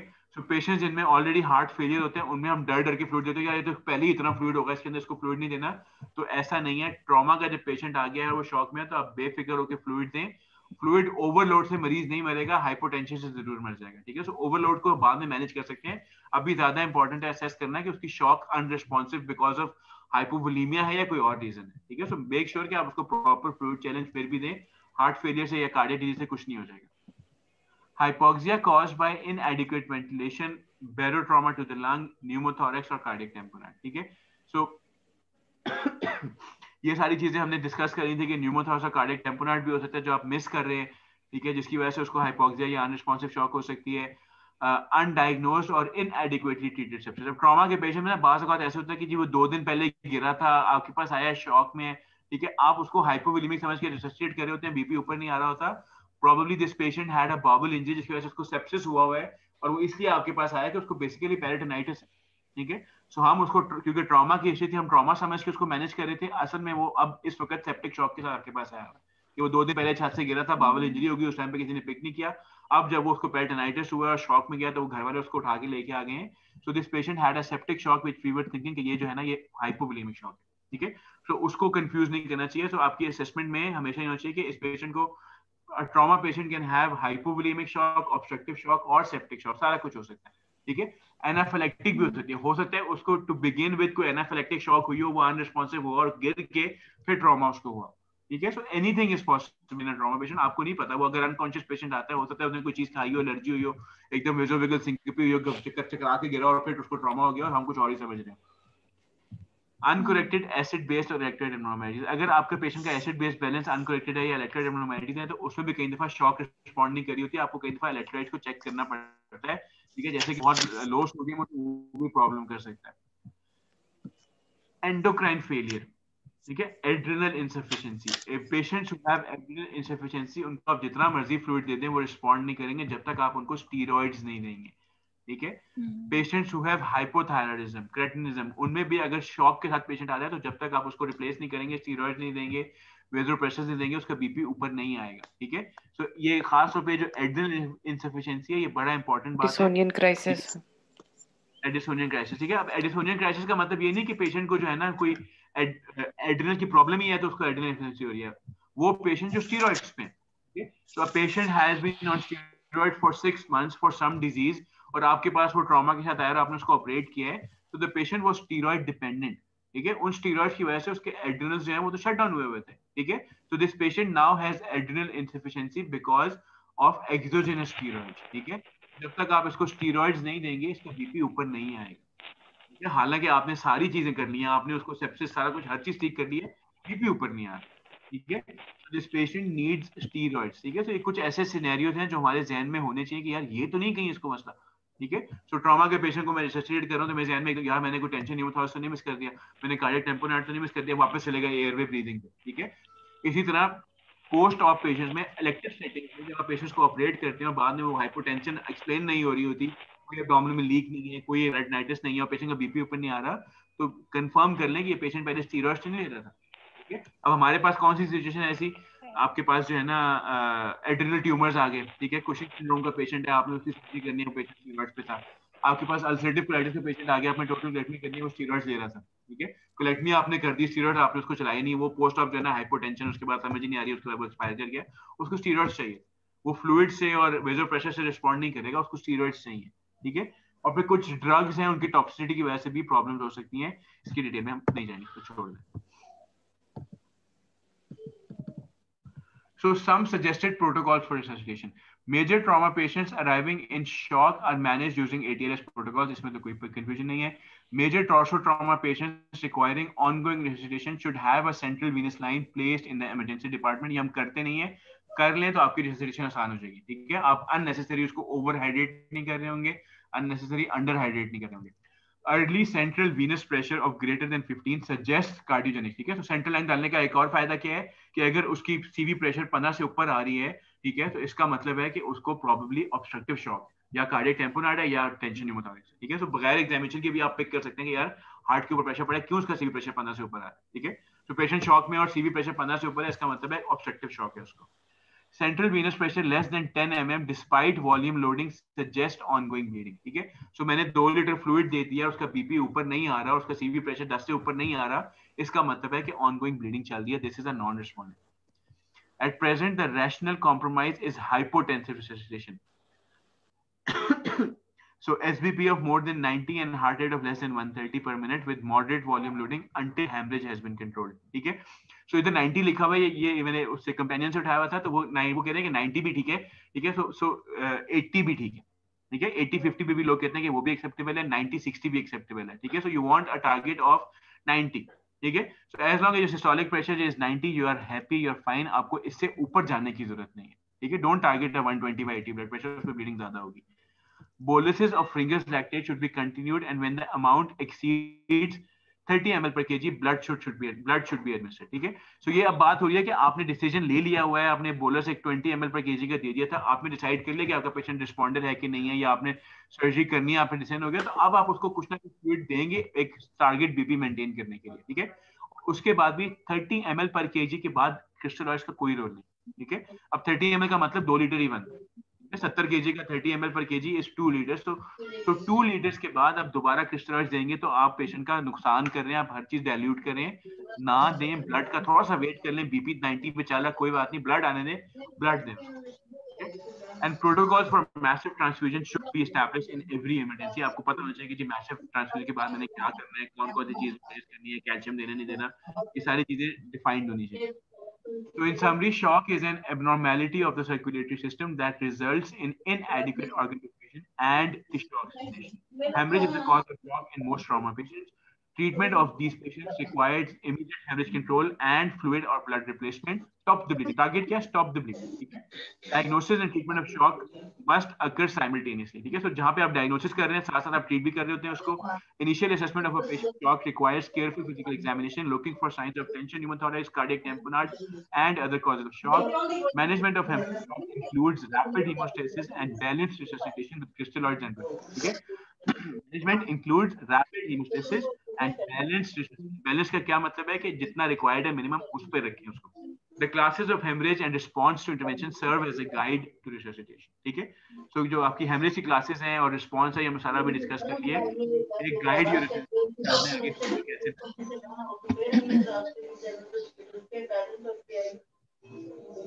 चलिए जी, कोई क्वेश्चन है तो कर लें.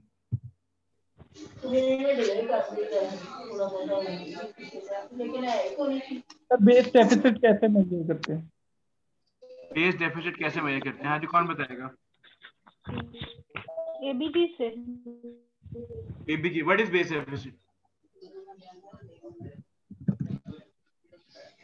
सर एक्चुअल बाइकार्ब और जो स्टैंडर्ड बाइकार्ब होता है उसका डिफरेंस जो होता है, स्टैंडर्ड बाइकार्ब और एक्चुअल बाइकार्ब का जो डिफरेंस होगा वो होगा.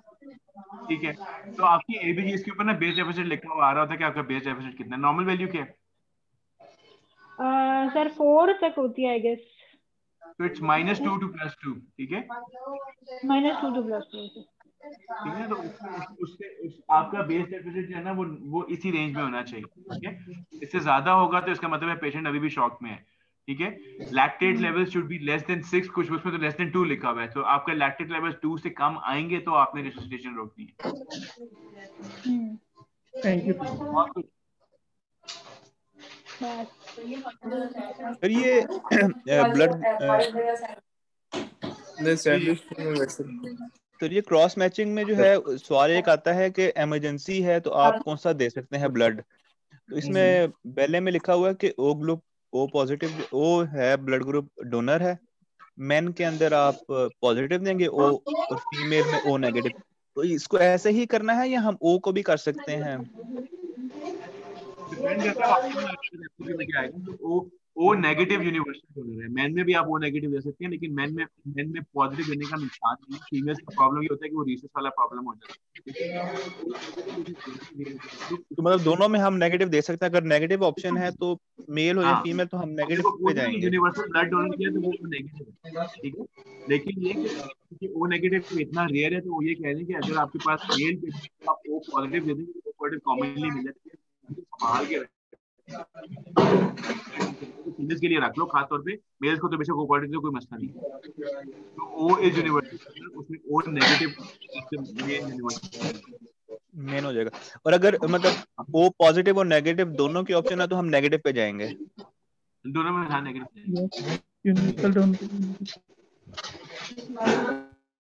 अच्छा डॉक्टर अवैस, जी काशिफ, वो आपने कहा था कि जो डैमेज कंट्रोल सर्जरी है हाँ वो हैव टू, उसमें हम गट के बाउल लूप्स को क्लोज कर देंगे। हाँ अगर वो क्लोज करेंगे तो उसमें तो वो क्लोज लूप ऑब्स्ट्रक्शन भी हो जाएगी, मतलब उसमें जो गट के कंटेंट्स हैं वो गट हाँ तो सारे डिस्टेंड हो जाएगी। इसमें हम ये नहीं करते कि हम इसको स्टोमा बना देते हैं। नहीं, कितने स्टोमा बनाओगे? पैराम इंजरी है, 3-4 परफोरेशन है, 4 स्टोमा बनाओगे या बैठ के सेक्शन एनास्टोमोसिस? तो एनास्टोमोसिस तो नहीं बिल्कुल करेंगे। जेन्युइन कंसर्न है आपके, सबको करते हैं। इशू ये है कि आपका पेशेंट जो है ना वो ऑलरेडी मर रहा है बिकॉज ऑफ ब्लीडिंग एंड बाकी सारी फिजियोलॉजिकल एब्नॉर्मैलिटीज की वजह से। वो जो आप बावन को बांध के छोड़ देते हैं, वो जो 2 दिन में उसको थोड़ी बहुत क्या होता है, ठीक है, वो पेशेंट की ऑप्शन होती है, वो कुछ नहीं होता, 2 दिन की होती है, ठीक है। तो उसको उसके लिए परेशान होने की जरूरत नहीं है। इंपॉर्टेंट चीज ये है कि हमें उसकी फिजियोलॉजी रिस्टोर करनी है, वो ज्यादा इंपॉर्टेंट।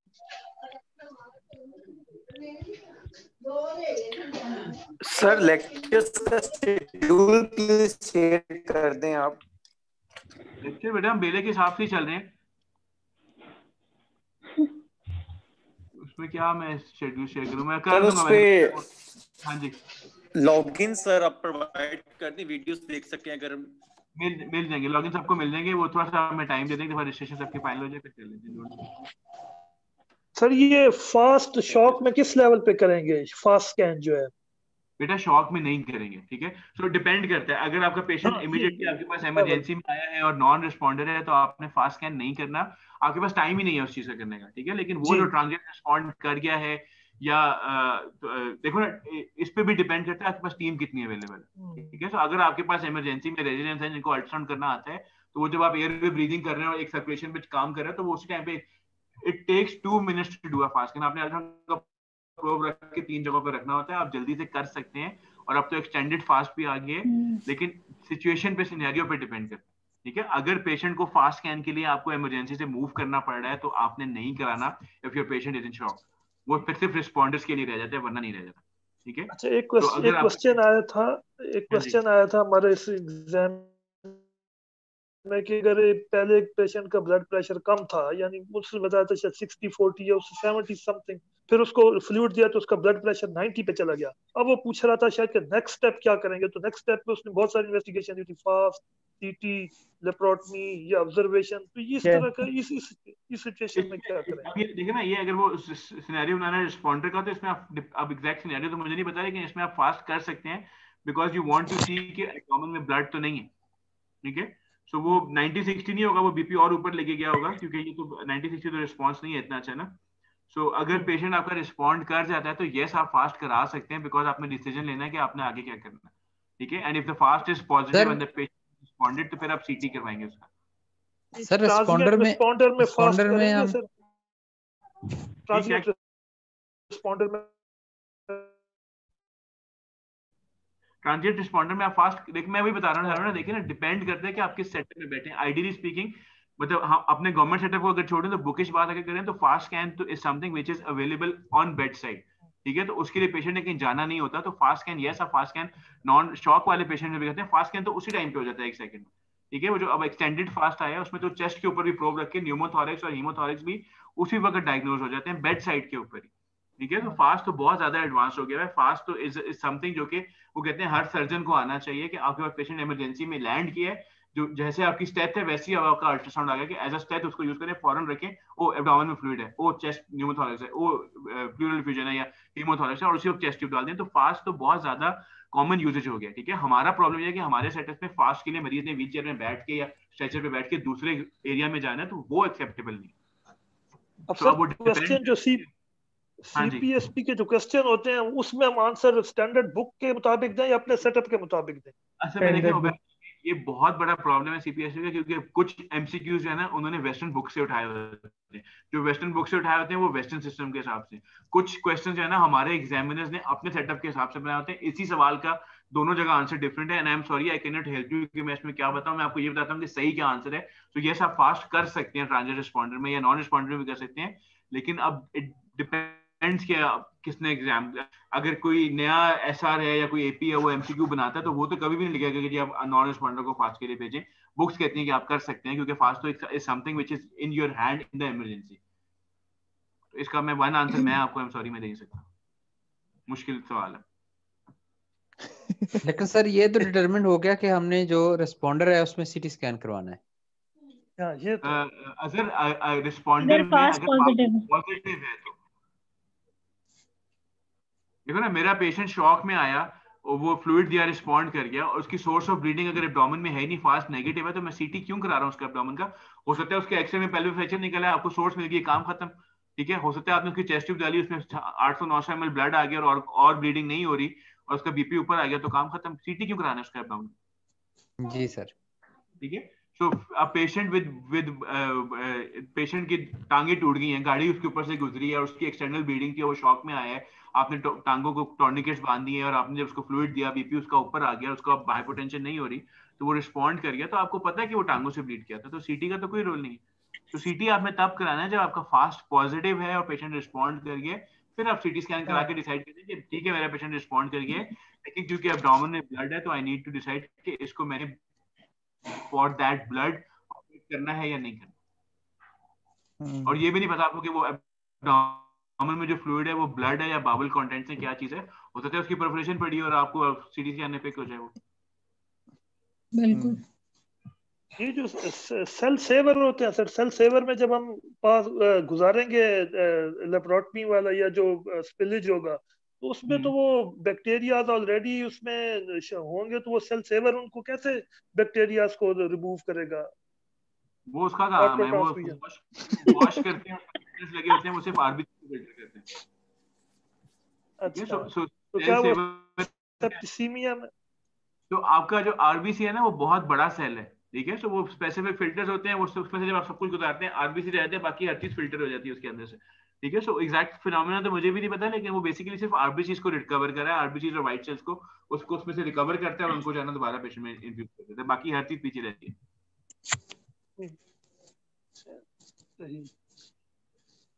ठीक है, अच्छा आप लोगों का जो नेक्स्ट लेक्चर है ना, हमने ये जो वुंड्स एंड टिश्यू इंजीनियरिंग है, इसका रिकॉर्डेड लेक्चर आपको मिल जाएगा, ये हम डिस्कस नहीं करें, बिल्कुल फारिग फजूल से चैप्टर हैं दोनों।